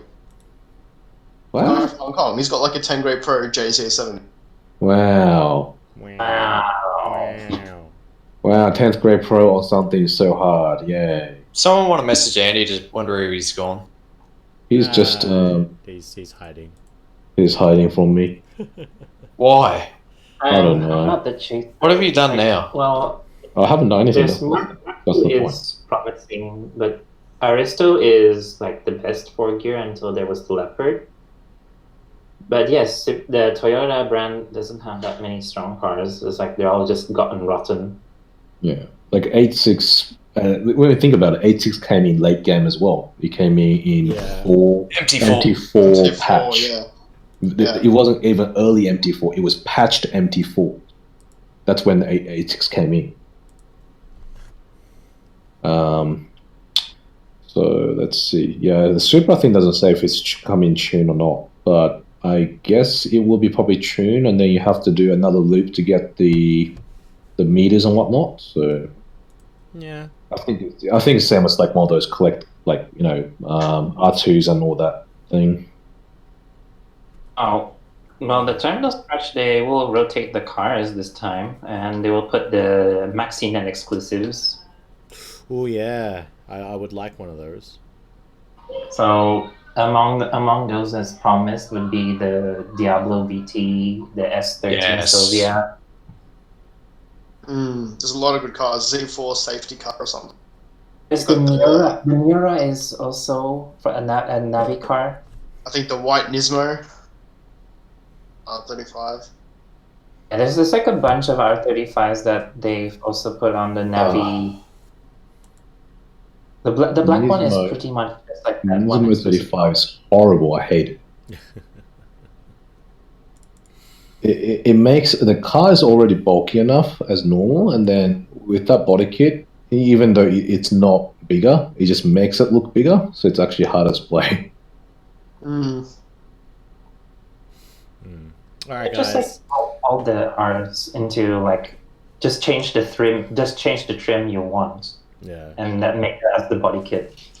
You know what I've been waiting on MT is like the option like initially where it lets you change your front bumper, rear bumper, side skirts separately, I miss so you that. can sort of customize your own thing. Yeah, I missed that.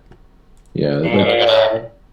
if they can do that, that actually makes the game like even though you have less dress up now, it gives more Variety. customizable options. Yeah. So you can sort of do it at your own taste. Yeah, So well, it means they can personalize your time attacks because dress up matters. So you can put like a proper. Well, give people like John Lee more job and more theory crafting. Yeah, spend more useless time and useless life, on Alright. those shit. Well, anyways, guys, it's been fun. It's 10 o'clock. I got work tomorrow, so it has been 10 fun. o'clock? Nah. Yeah. 10 o'clock. I gotta be at work by 5 a.m. Jesus. Oh, Jesus. All right. Well, thanks for everyone joining. Thank you, Aaron, Jimmy, Kev, and Ryan. Thanks to all those that have sat there and listened to us old people rant. Yeah, all bickering. I will be popping in tomorrow for some more discussion topics. So if you guys want to, join Aaron Cord, not Alan Cord, Aaron Cord. One job. One job. One job. One job. Piece of shit. If you guys want to join me again, YouTuber, please, goddammit. that would be fun. Otherwise, I'm going to come up with some topics tomorrow during the train up and back. I'm probably going to talk about something a little controversial. Oh no. Oh no, expire YouTuber talking about something controversial again. Yep. But you're going to have to tune in tomorrow in order to figure out what that is. But guys, until next time, Jane. Alright, bye. See ya, bye.